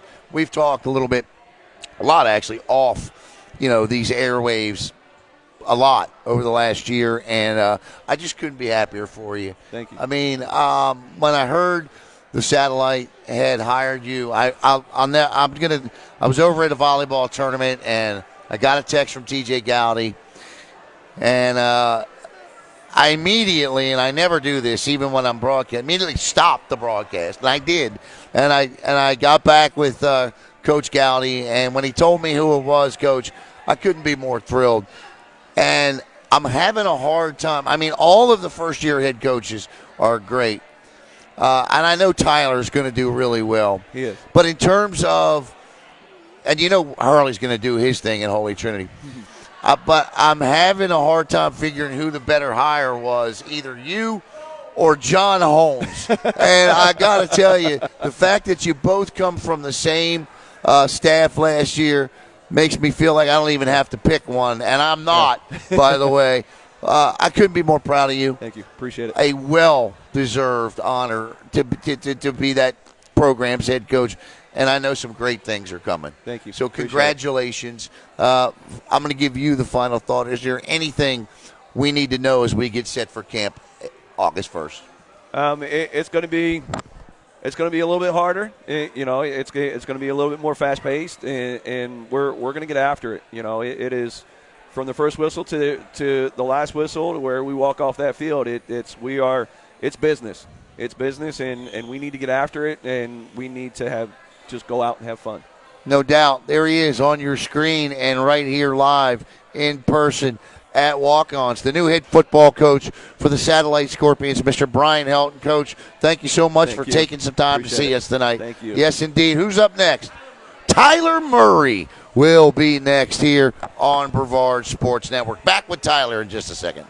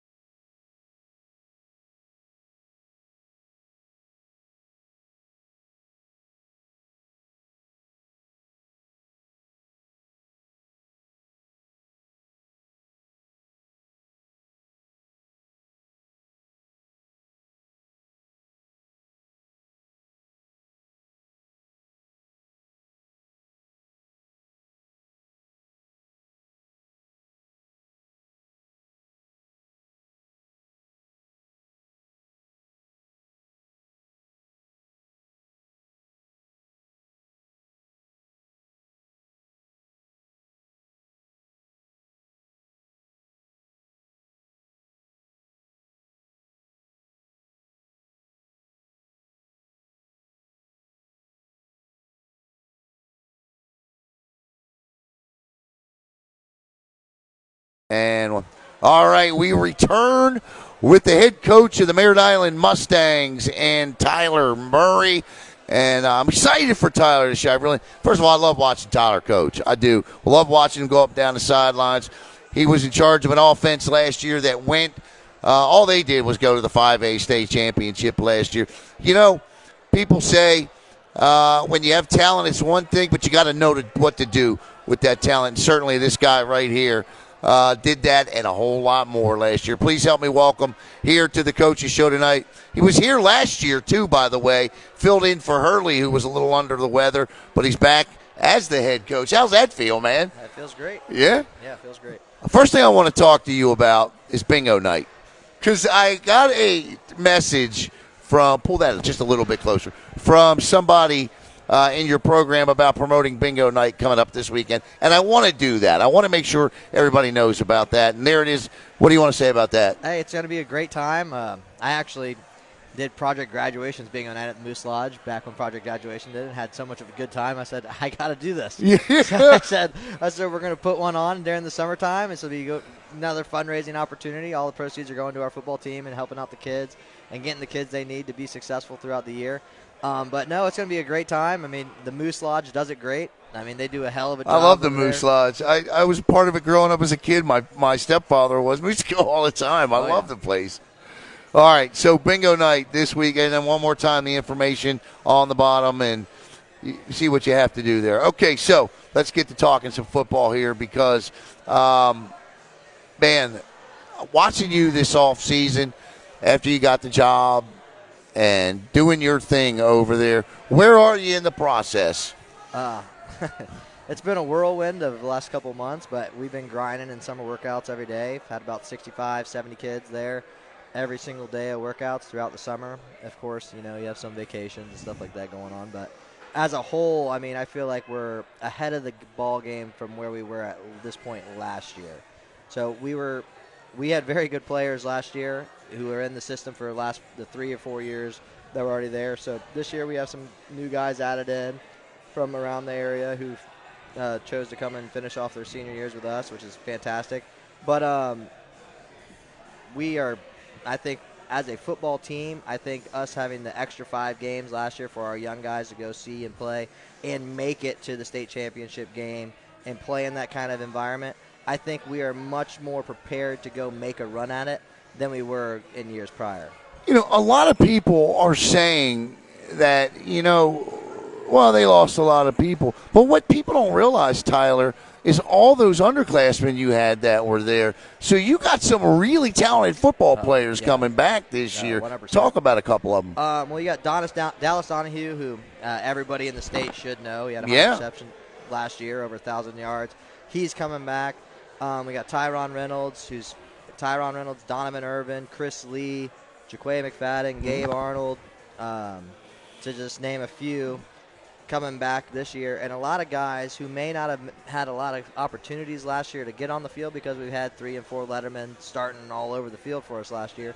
But they were dang good football players who just didn't have the opportunity because they were sitting behind a senior last year. And now they're going to get their opportunity to showcase their talents and see what they can do and put on a good product. No program lost more assistant coaches last year than Merritt Island. But that's only because y'all went and became head coaches. Yeah. How wild is it to be sitting here tonight with Brian, John, Hurlie, who's now at Holy? I mean, that's got to be I don't know, an out-of-mind experience. Well, from a football standpoint and from being a Merritt Island guy, you always want to see Merritt Island people be successful around the county, whether they're going to other schools or whether they're going elsewhere. But being a part of the staff with those guys and them getting the opportunities to go off just gives credit to what we did last year. I mean, we put on a great product. We had a lot of success throughout the year, and then we had our coaches coach their asses. You're fine. Coach their butts you're off. good. Coach their butts off, and hey, they got rewarded for the work they did. No, there's no doubt about it. I think it's great, man, because one of the biggest things that is that coaching tree and a lot of great head coaches. I got to ask you this, as you've been a new head coach, got a chance to meet your wife tonight. Tyler's got an absolutely beautiful family, and I'm going to show them. There they are on the screen there, a beautiful family. How has being a head coach – now, look, you've played at the professional level. You've played in college. and when I say played, I don't mean just stepped on the field. Tyler excelled. He was the program's all-time leading tackler in college. You know what he was at Merritt Island. So how's the process been for you to get adjusted in the family life? My wife's a saint. She is the better half of the whole of me, I guess, is how you could say it. But she's a warrior. I mean, she's you see her today chasing my little one around. Yeah. Everybody, I'm seeing him running circles. Yeah. It was fun. So, I mean, she's a warrior. I mean, she takes care of the kids when I'm not home. She knows the commitment and stuff that it took. And she knows, I asked her before I took the job and what I've been working for the last 5 and 6 years I've been at Merritt Island. I said I want to be the head coach one day. I didn't think it was going to happen this year because I thought Hurlie was going to be around, but he got the opportunity up to go to Prairie View, and now he's back. So I didn't know if it was going to be now or 5 years from now or 2 years from now, but she knew that was the end goal, and she asked her before I married her, I said, are you committed to, I'm going to be a football coach, and we're not going to just have 2 kids. We're going to have about 102 kids year after year and for life. And I said, are you committed to that? She said yes, and the rest is history. Every great coach will tell you if they have a family and they're married, they don't do it alone. No. There's no doubt about that. I can promise you that. We're here with Tyler Murray, and when we talk about these guys being in their first season, it always strikes me as odd just because when I think about you, Tyler, I was telling Caleb, as I was like driving over here, I was like, you know what? If ever I was comfortable knowing that there was a coach that was going to do a good job, it's Tyler. And Tyler's he's just that guy. What do you tell? And I think I say that because you're far enough away from your student athletes to be that guy, to be that disciplinarian when you have to be. You're close enough to them to where they still want to hear what you have to say about playing at a high level. You're right at that perfect age. Talk about that in a relationship that you can have with your players, being where you are. Oh, yeah. I mean, it allows me a unique perspective because I know how their minds work, and I see what they're doing on a day-to-day basis. And they always see me if I'm on, like, on Snapchat or something. You got Snapchat? It's like, yeah, man, I'm not old. I mean, 31, but I'm not old. Right. I mean, I'm one of the oldest on our staff right now as far as the guys we got. Yeah. So, I mean, and we got a bunch of guys, and those guys have been grinding during the offseason. Got Kelly Keegan, Hector Hernandez, Bailey Herring, Cooper Wilson, Matt Beardall. I hired Vic Brzezinski to come back down and be a part of our staff as a defensive staff. But, I mean, Muhammad Darius, so I'm every good head coach. Muhammad Darius, huh? Yeah, he's our running back coach. So we got a bunch of guys who are played college football and played at a high level back coaching our kids. And they do a heck of a job. And, I mean, Will Nix, my offense coordinator, I brought him down from Arkansas. He played for Pulaski Academy's Kevin Kelly, the coach who never punts. Yeah. Kicks. So he's got a unique background and spread offense and doing everything. He was with us last year as our quarterback coach, and he did a hell of a job with Brady. So, I mean, every head coach will tell you is that your staff is who makes you as a head coach. And without those guys, I wouldn't be the guy I am at all, because without those guys, I came in today and after workouts and my assistant kids are cleaning the locker room, coaches' assistants they're cleaning up the field house.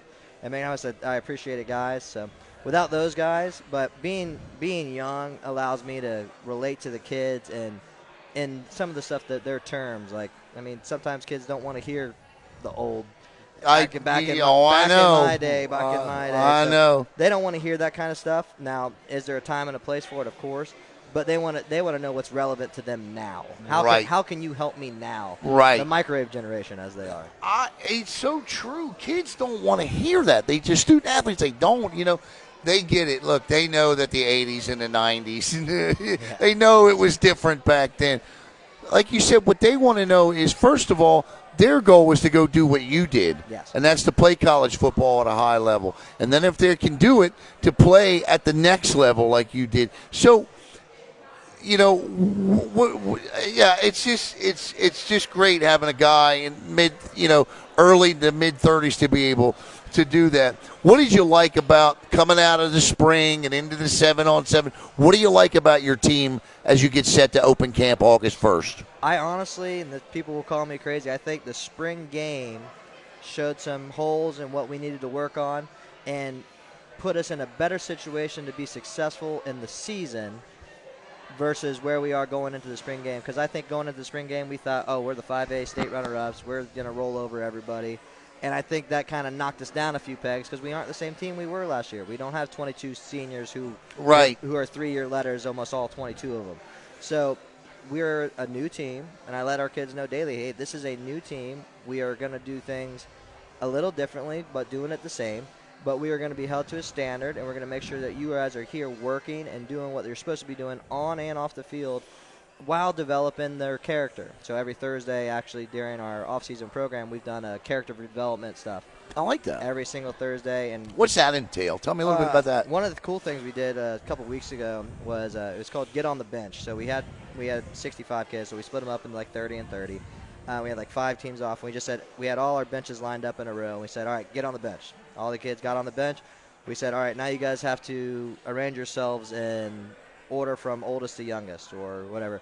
And they had to do it without getting off the bench. And it was timed, and we timed the teams. Winner got learn how to work together. Yeah, learn how to work together, communicate, and all that stuff. And then another one we did that same day was landmines, where we blindfolded a few kids in the weight room, threw a bunch of weights out, and had our kids talking where they had to trust their teammates. It was a great time. Yes, old guys, we ain't doing that. No, we're not doing that. It was a great time. The kids they're really buying into the culture that they're trying to, and just hard-working, blue-collar, old-school Merritt Island football team that's ready to hit you in the mouth. And they don't care if they show up and play on State Road 3 or in the backyard. And we're going to come out there and play football. It's still Island Pride, right? That's right. Still Island Pride. That's it. Are you going to maintain calling and running the offense this year? At the moment, no. I've extended those duties to Coach Nichols, who's done a phenomenal job throughout the summer and then the spring to get ready. Hired Coach Brzezinski to come down from Trail. He's at Creekside, come down.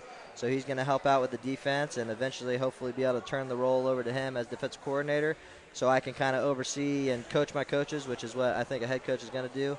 Of course, obviously the head coach has final say on things, and the product is going to on the field. I mean, it's you first. So, but those guys have done a phenomenal job throughout the summer preparing our kids and preparing the team to get ready for stuff. So I'm confident that Coach Nichols is going to do a hell of a job. I remember asking you about the whole metro suburb thing, and you said it didn't really matter. And in your class, because your district, whatever it is these days, Satellite, Gallie, Bayside, Rockledge, and Merritt Island schedule coming up on the screen there. You take a look at that schedule. Love the fact you guys are going to go back at it with Cocoa again. You get them over on the island this year. Interesting. Bye week 1. How'd you do that? Not by choice. Okay. Not by choice. Okay. It's just how the chips fell. We originally had Melbourne slotted for that week, and we were going to have a bye week 2, or move some stuff around. But Melbourne had a game that they could get in week 1. And I was like, all right, whatever, you can do it. So, gotcha. Bye week 1 or whatever. It's playoff football right out the gate, in my opinion. Melbourne, and then you got Astronaut and Holy Trinity, a couple of retooling programs. And then you got Heritage. That's playoff football. Heritage is going to be good this year. Gallie, who is that there? That's Eustis. Okay, Eustis, Bayside, and then, man, that's a gauntlet to finish it up. Rockledge, Satellite, and Viera. Great schedule. I think it's, look, I think this is going to be the toughest district. I think when you look at that district and this one here with Viera, Heritage, Harmony, and Melbourne. But for my money, I like the teams here with Satellite, Rockledge, you guys. Corey is going to, and then, of course, with Chris Sands is always developing talent. So that's going to be the gauntlet right there. As you get closer to this August 1st start of camp, how close are you where you now obviously we're never where we want to be, but where you thought you would be by August 1st, how close are you? I think we're ahead of the ball game as far as what I thought was going to happen during the summer. Okay. We've had a lot more participation. Kids have been bought in and doing what they're supposed to be doing every day. And our coaches buy-in have been there. We've had nearly 6 coaches almost every workout, where in the past it was maybe 1 or 2 or 3. So I think we're getting a lot more buy-in. I think as a football team, You don't know until you put the pads on. Right. We can look as good as you want in 7-on-7. We could sling the ball around the field, but until the bullets are flying, you really don't know what you got. I'm excited to see our guys. We got our first scrimmage. Will be that Saturday, the 6th. I think is the first time where we can put on full pads. And I'm ready to see what we got. We're going to get out there and we're going to bang in full pads and get rocking and rolling and see what we got. What was the most eye-opening thing for you as a new head coach? Something you maybe saw other head coaches do, but what was the thing that you just said, wow, this was something I didn't expect?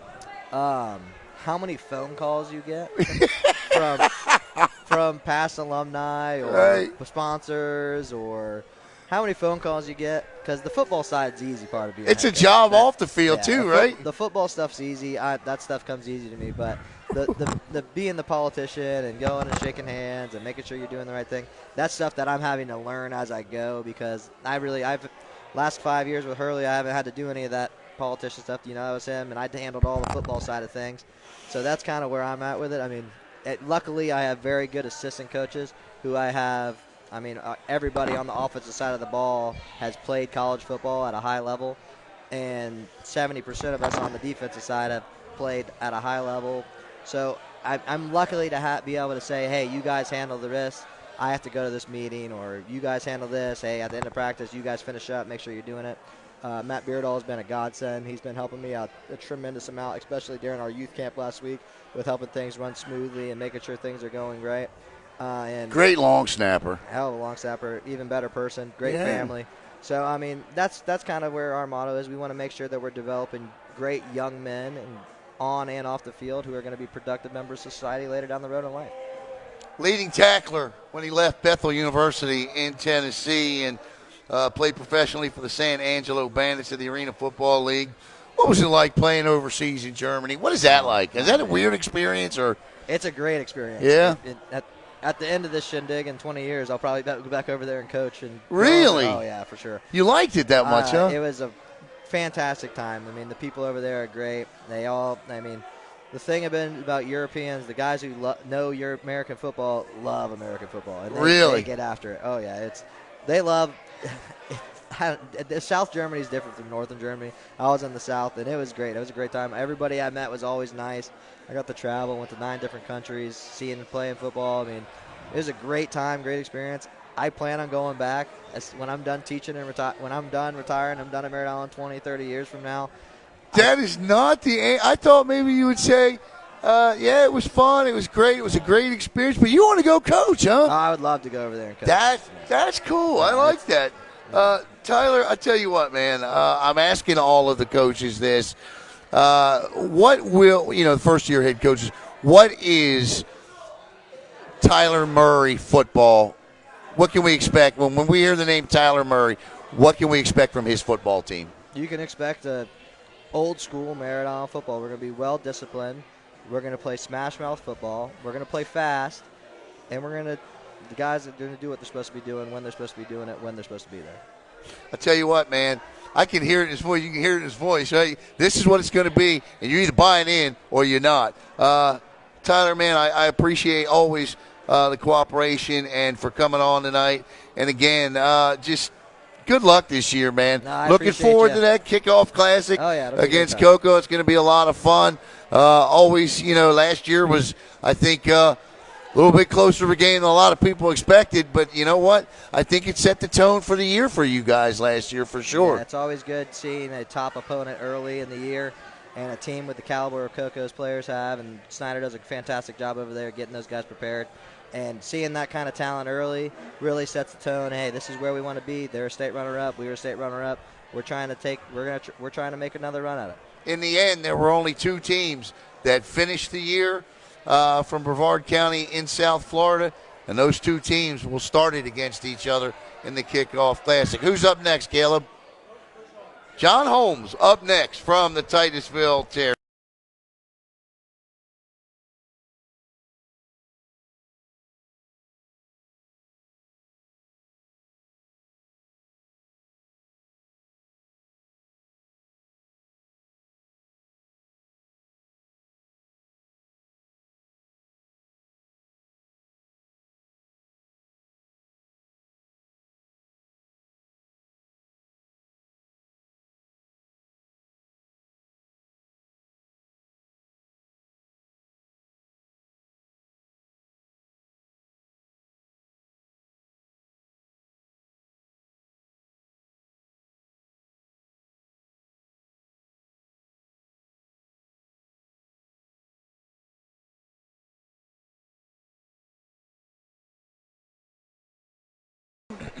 and 1. We are back here at Walk-Ons in Viera, and I am here. And again, I hate saying first-year head coach because I told Brian Helton this. By the way, I'm here with John Holmes from the TItusville Terriers. I told Brian Helton this, Coach. I said, you know what?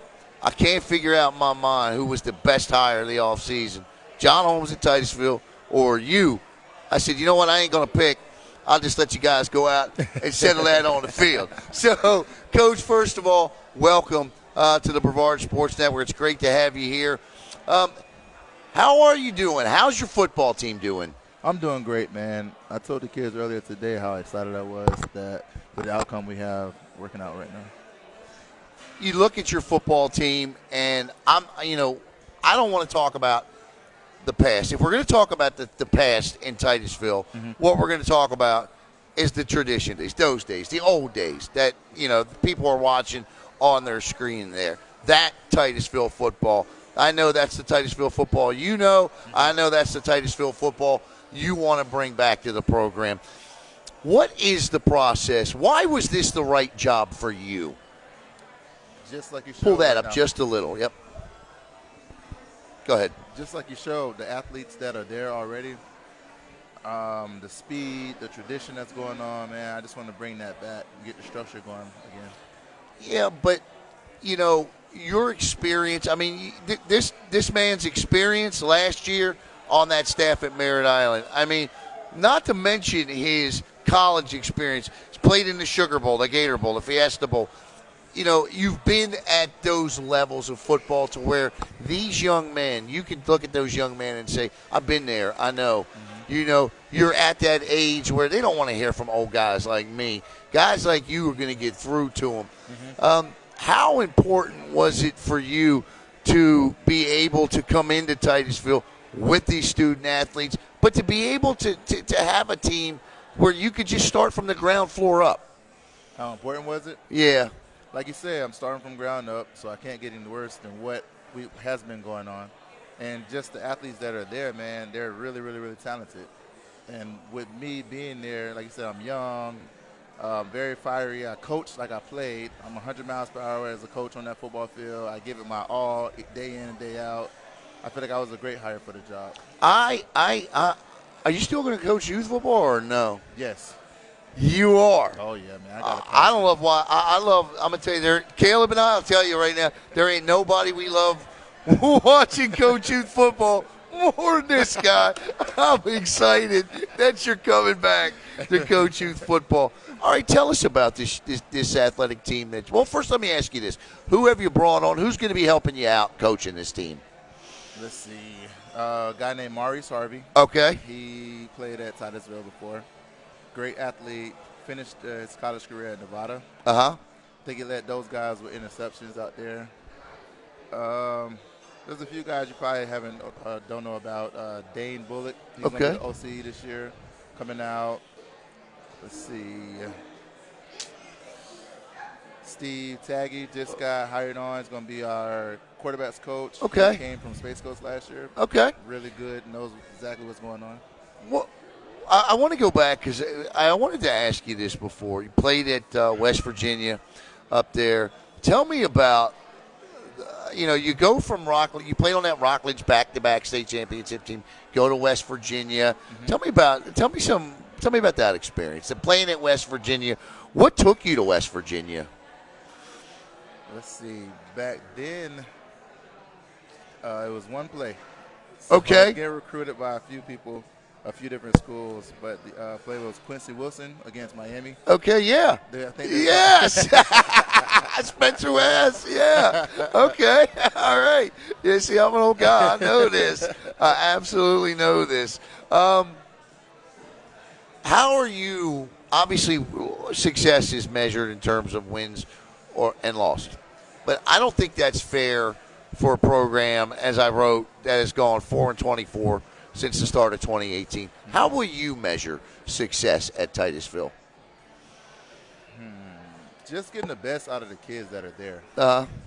Just giving it 110%, win, lose, or draw. Just seeing them succeed by saying they gave it their all. I think we should have a pretty good outcome out of that. out of all these great coaches that you've played for, coached with, as I sit here today, I was talking to Tyler, Brian, and I know Coach Hurley's over there. What an accomplishment to have 4 of you on the staff last year, all now head coaches in this community. That's amazing. I think it is. I don't know that it's ever been done, to be honest. I don't think it has. That's got to be absolutely incredible. But, you know, for to be a head coach now, when you go in, what's the first thing you want to do to impact change in culture? What's the first thing you want to do? When you went in, what was the first thing you did to impact change there? I got to get the kids to trust me. How do you do that? I'm an old guy these days. They'll talk to me. That don't mean they trust me. Yeah. So how do you get them to trust you? Just leading by example. Anything I ask them to do, I'll make sure that I can do it as well. So if it's 100 push-ups or pull-ups or something like that, I'll get in there and I'll show them. Or if it's a defensive move, offensive move, I'll get out there and show them that I can actually do it. It can be done. Of all the coaches you played for, worked with, who was the coach that you looked up to in your career? Who would you say that coach was? Or it doesn't even have to be a coach. Who is the guy that you looked up to in your life or playing career where you said, you know what, I'm going to take some from this guy or some from this guy? Who were those coaches? The top 2 would be Chuck Wood and Pat Luss. Chuck Wood and Pat McHale of an old Rockledge guy. I know about Coach Lusk. Tell me about Chuck Wood. I never had an opportunity to see Coach Wood. What made Coach Wood so special? If you haven't seen it, you missed out, man. Yeah, I know. He was great. All-around coach, man. It wasn't just offense or defense. He was just a people's person. We can go to him with all our problems. And he always had something good and correct to say and lead us in the right direction, man. And he won state championships. Yes. That's always important too, right? Yep. I got your schedule on the screen there. You got New Smyrna Beach, Cocoa Beach, Yulee, Palm Bay, MCCHS, Space Coast, Atlantic, at Cocoa, Holy Trinity, at Astronaut, and Crescent City. You know, it's funny because I look at that game against Cocoa, and I got to think that by the time you get there, I know you got some athletes. You guys are going to be ready to go out there and line up with them, ain't you? Oh, What yeah. do you tell them as you go out against a Cocoa? You know, you guys get to play. You have 2. Really, when you look at this, let's look at it because it just hit me, Coach Holmes. When you look at your region, mm-hmm. Storied tradition in Titusville, Cocoa, Palm Bay, Astronaut, mm-hmm. Storied tradition, Space Coast, obviously a new school. So you have 4 of the best storied tradition schools in the county all playing right there. That's pretty neat, man. I didn't even really realize that looking at it. Now it just hit me. What do you tell your kids as you get ready to line up against the Palm Bays and the Cocos of the world? Like I said, go out there. It's going to be a physical football game. Just give it to all you got. And there's no sympathy going to come from you on that. You're going to have to go out and because you've been there and done it. You've been out there, you won. Mm-hmm. Yeah, no doubt. I got the Sugar Bowl, Gator Bowl, Fiesta Bowl, or the Meineke Car Care Bowl. Which one of those bowls was your favorite? Fiesta Bowl. Why is that? Let's see.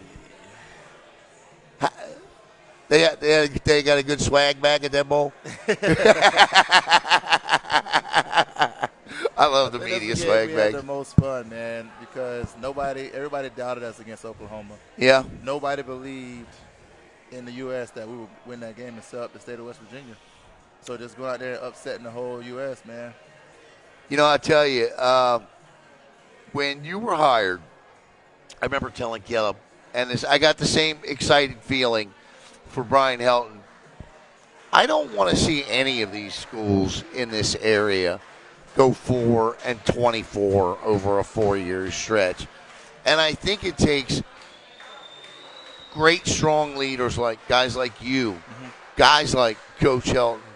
And I'm not saying anything, Coach, disparaging about the staffs that were there before.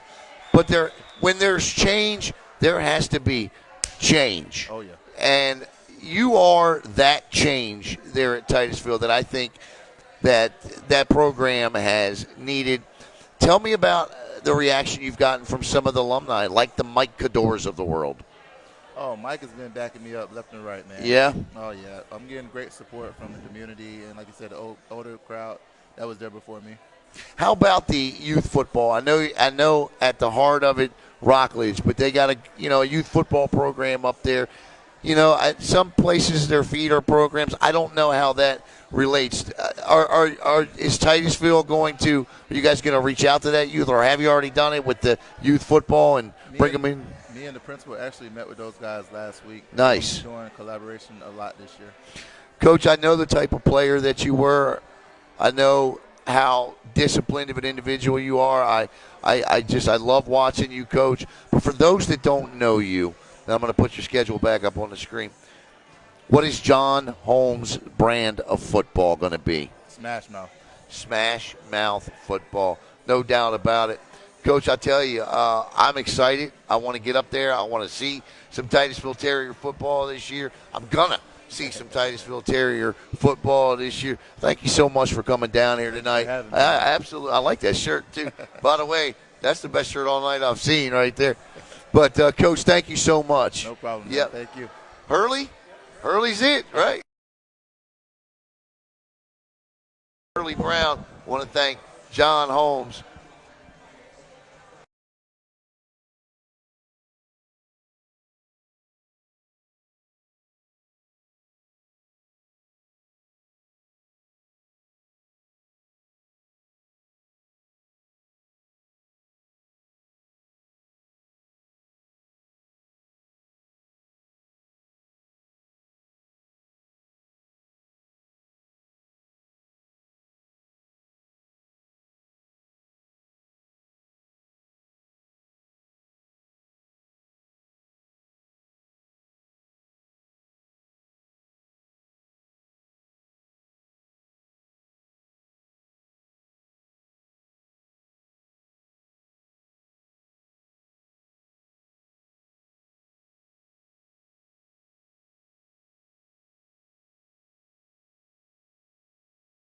It all started with a sketch on a napkin.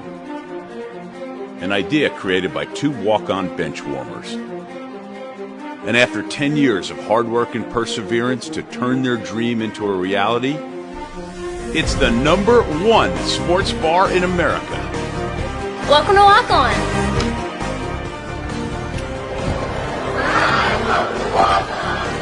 Walk-ons, because everyone needs a little playing time.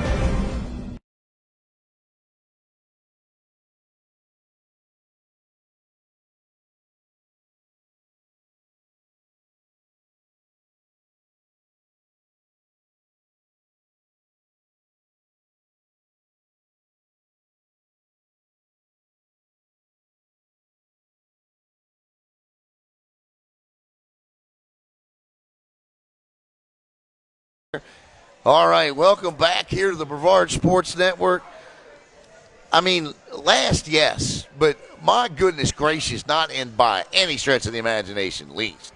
I am here with the Class 5A state runner-up head coach from last year, and he has tackled a new endeavor this year. We're going to talk all about it. I'm excited here to have Coach Hurlie Brown. Coach, always good. I love talking to you, man. I just do. All right, so the first question I got to ask you, Coach, you're back. Yeah. How'd that happen? Great opportunity came up. Yeah. And felt that I needed to take advantage of it. And you missed us, didn't you, Coach? You know I missed you. I knew it. I knew it. I'm going to tell you, I got some texts after your parents' meeting, and the feedback was fantastic. People absolutely loved it. They were, man, Alan, this is going to be great. I can't tell you. All right, so how did this happen? Why was Holy Trinity the school to bring you back? Well, basically, it's just a great opportunity. Yeah. It's a great school. And you know, when you've done this as long as I have, you look for those great opportunities. I'm 53 out. I'm an old man, and it's a young man's game. And it was just one of those situations where you sit back and you look and saying, hey, you know what? Eventually I'm going to come home, okay? And this opportunity may not be available 3, 4, 5 years down the road. Absolutely.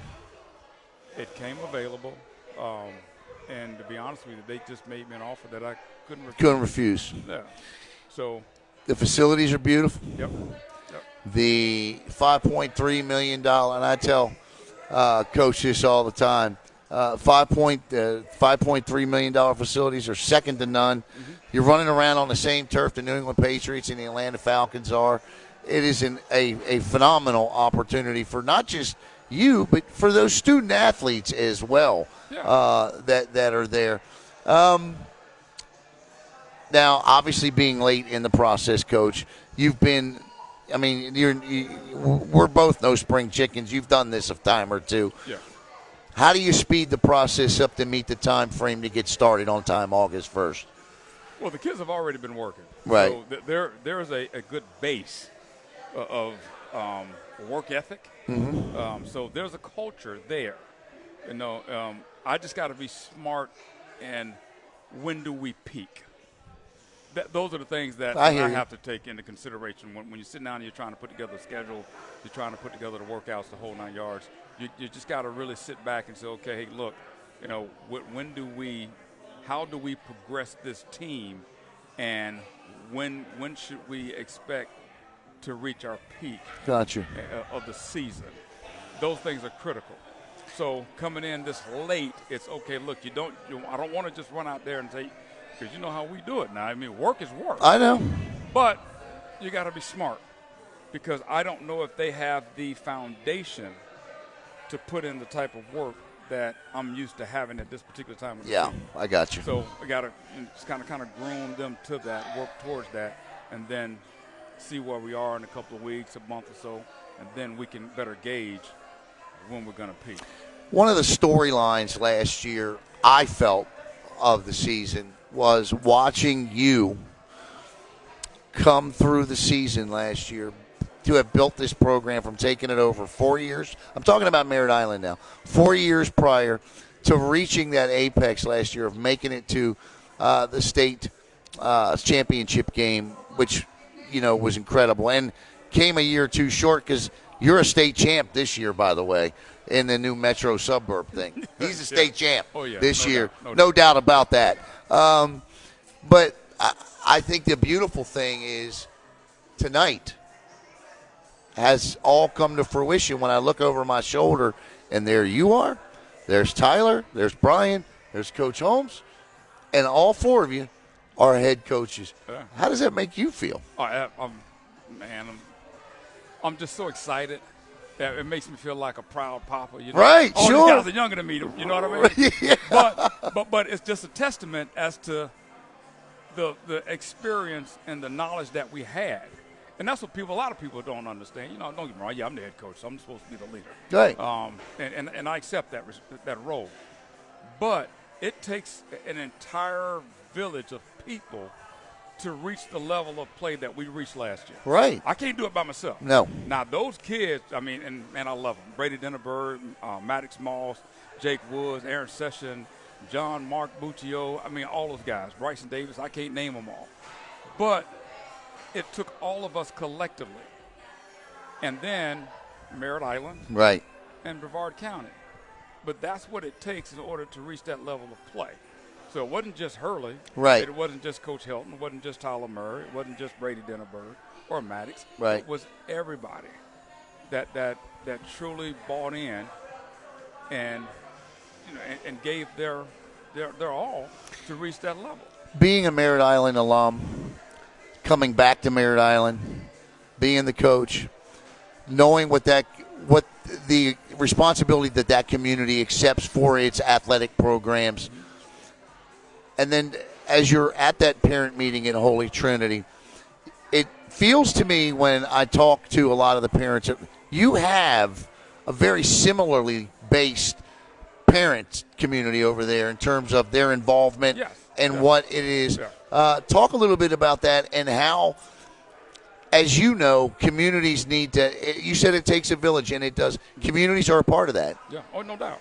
No doubt. So the thing that was so exciting to me was to walk into that weight room and see these parents and these kids that are just saying, hey, look, give us some direction. Right. We'll follow you. That to me, that was the ultimate.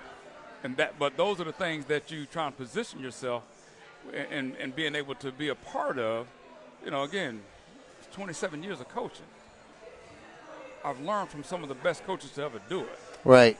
And I'm just a byproduct of those guys. This isn't, I didn't wake up one day and say, okay, look, I'm a great coach. I'm going to go out here and put all this together and go. No, there's a formula to winning.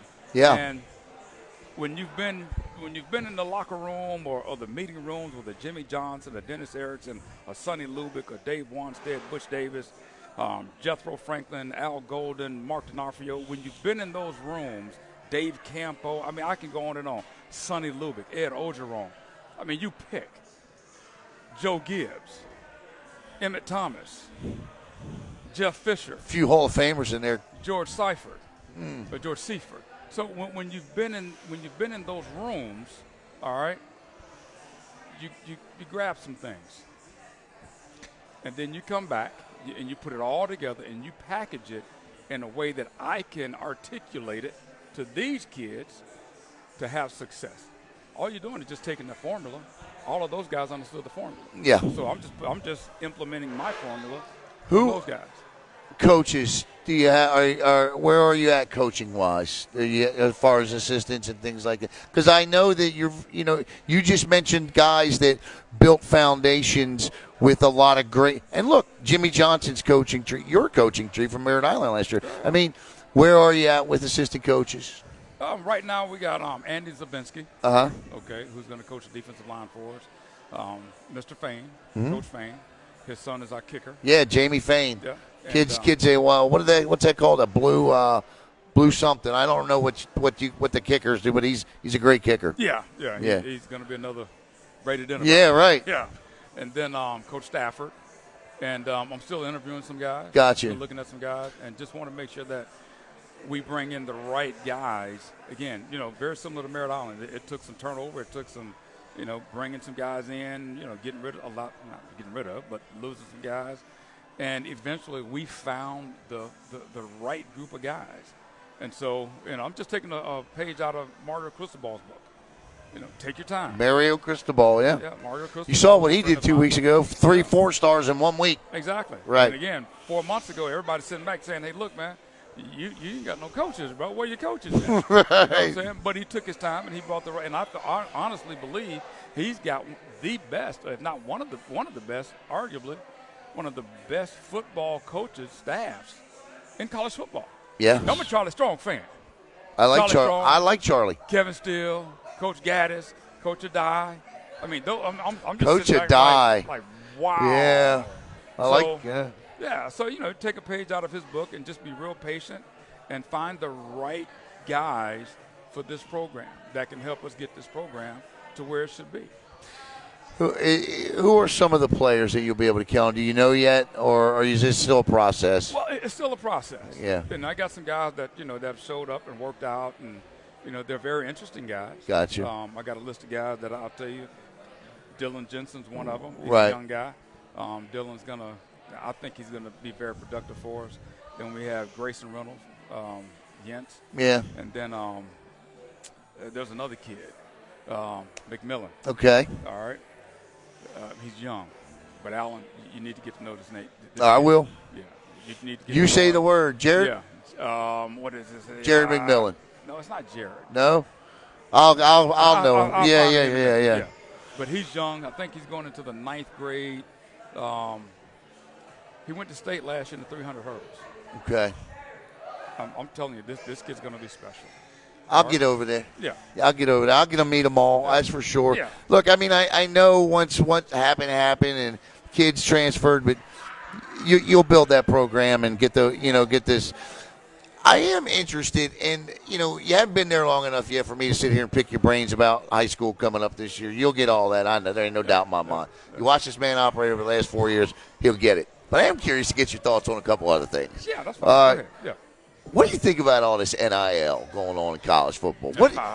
Man, I got to know what you think about this. Man, you got to be kidding me, right? And that's twofold, Alan, because you're sitting back and some of these kids, you know, they come from nothing. Right.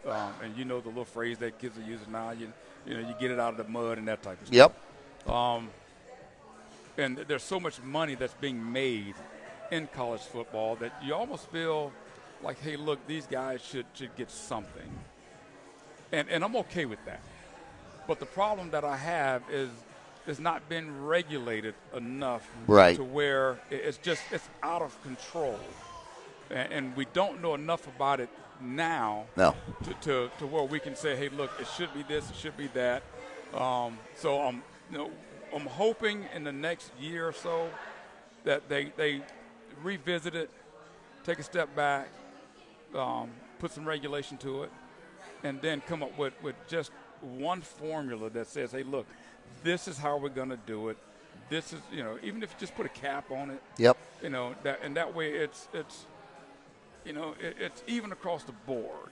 So it to me, you know, the thing that and look, I get it in college. It beats the black bag guy. I mean, it just does, because now you can take a walk-on and fund him, and you don't have to give him a scholarship. You can pay for 4 years with NIL money, and that's being done all over the country. Yeah. But there are 12 states in this country, Coach, that allow NIL at the high school level. Louisiana, one of them. Mm-hmm. I just can't see that at the high school level. No, and it shouldn't be that. Right. Okay. I mean, that's just – and there are just so many different rules, so many different things, and I don't know all the details of everything that's going on. But I will say, you know, you're taking the amateurism out of it. And I say this often. You know, what are we doing to our kids? You know, what are we setting them up for? Right. And that's what scares me more than anything. Yep. I'm all for, hey, look, helping the families out, you know, because there's some families that don't have anything. Right. Okay. Now, there's nothing wrong with a young man who's getting ready to go off to college and his community getting together and saying, hey, look, you know what? We want to give you a gift, or we want to help you yes. in the next 4 years. Right. Okay. And that, to me, that's where it should be. Exactly. But to sit and say, hey, look, you know what? We're going to give you X amount of dollars because you have the ability to go play a sport, that's not fair. Yeah. Because, you know, again, you want these kids to have something. You want them to have something that they can work towards, though. You don't want to just give it all to them, and then, you know, 3-4 years down the road, they had something on the internet about a month ago or something, and it talked about what happens when, you know, Alan Zlotarinsky is giving this kid $1 million to go to X school. The kid gets there, but he's not having the success that Alan or whoever gave him the money was expecting him to have. Alan pulls his money away from that kid. What happens? Yeah. You know, these are the things that come up. We're going to see that. I mean, all of these scenarios will eventually play itself out. The other thing I was curious to get your thoughts on is, I just think it's a matter of time now before your beloved Hurricanes are in the SEC. I just don't see the ACC standing on its own 2 feet for another 5 years with the television contracts. I don't. Maybe it's not the SEC, but I can tell you this: it won't be the ACC. Got any thoughts? Hey, you know what, Alan? It doesn't matter anyway. Right. I'm telling you, what they're doing down there right now, put us in the They're SEC, back. the ACC, put us in the SWAC, you put us wherever you want to put us. We're going to be competitive. Put us wherever you want. We're gonna be wherever you want to put us.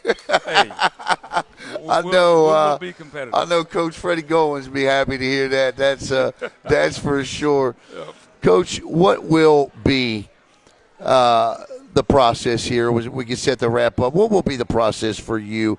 What has to be the process for you moving forward at Holy Trinity? Obviously, you got to take this slow.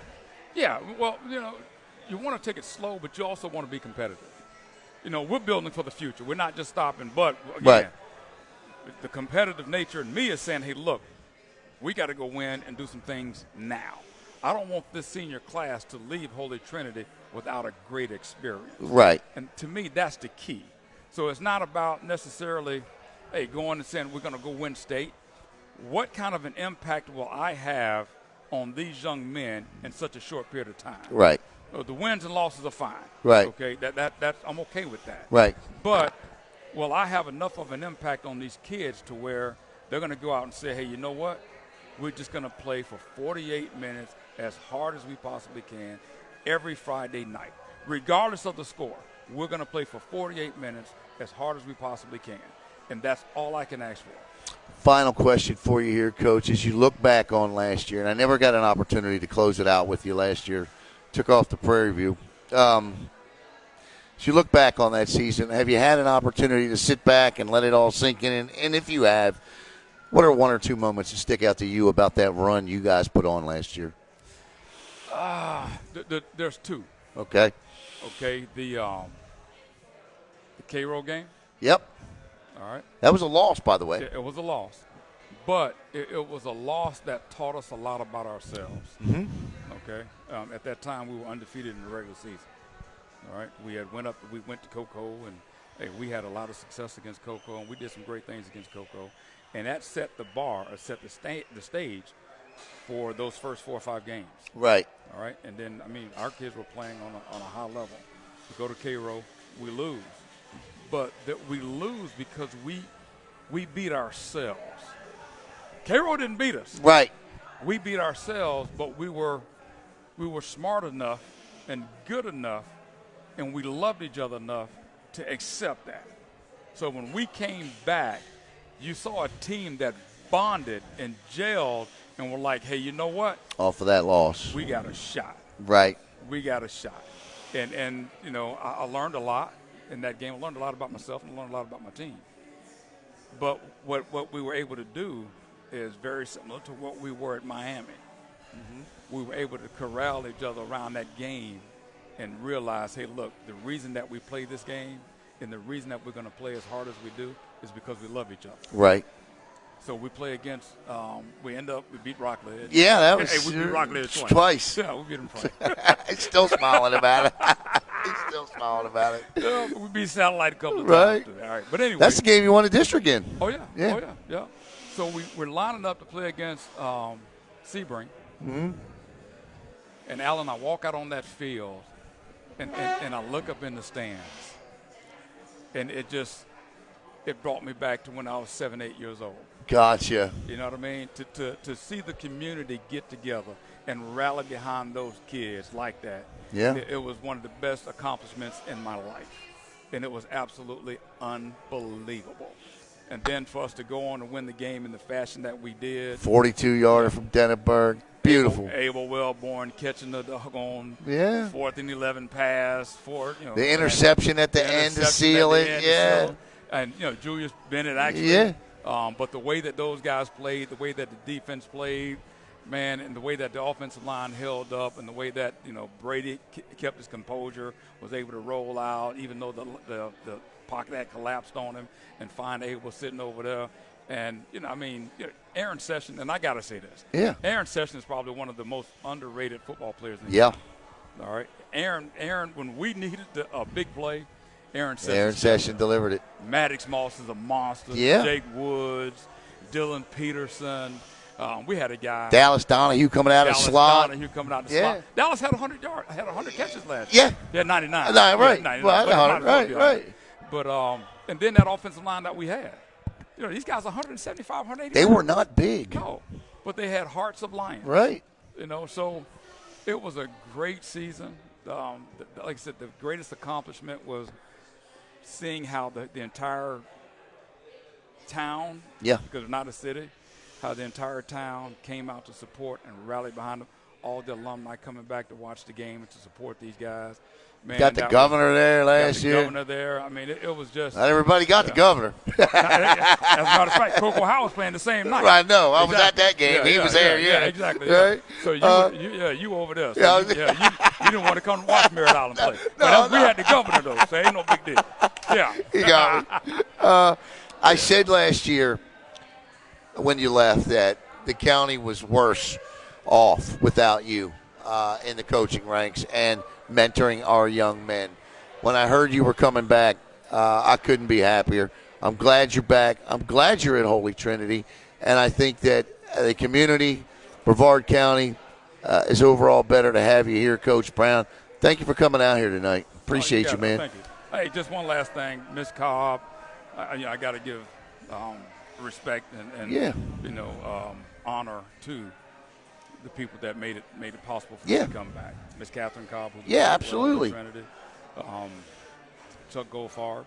Chuck Goldfarb, he's coming into the studio next week for an interview. Can't wait to talk to him. He's a great guy. And then James Phillips, the athletic James director. Phillips is an amazing athletic director. Yes. So their vision, when I sat down and talked to Miss Cobb, her vision, Chuck Goldfarb, Coach Phillips, when we sat down and we talked, and it was like, okay, hey, wait a minute. You got it. And you got me. And that's where we are. You know, I tell you, it's got something special going on over that Holy Trinity.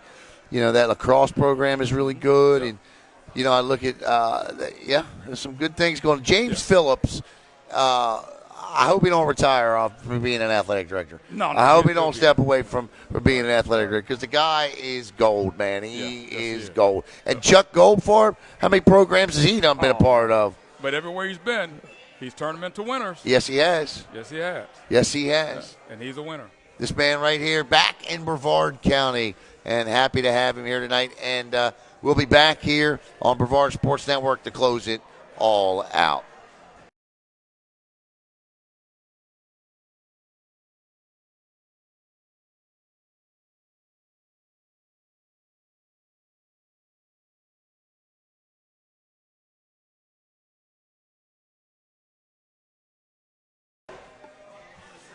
We're good. We're good. No, we're all right. All right. So that'll do it here tonight. Another great night. 8 coaches in and out tonight. Cliff Nichols, John Holmes, and not in this order, but Tyler Murray, and, of course, Hurlie Brown, Brian Helton. Chris Sands got us started tonight. Matt Handwork as well. And I don't think I'm missing anybody here. But just a phenomenal night. Love talking to all these guys. Some programs, obviously, in a different place than others, and I love the honesty of the coaches to be able to tell you that. And, look, next week we wrap it up with those that we haven't talked to, like Ben Waldrop from Cocoa Beach, Shane Staples from Viera, and 4 more head coaches. Stay tuned to Brevard Sports Network, and we'll get you updated. I want to thank Caleb Brown for passionately doing what he does for BSN.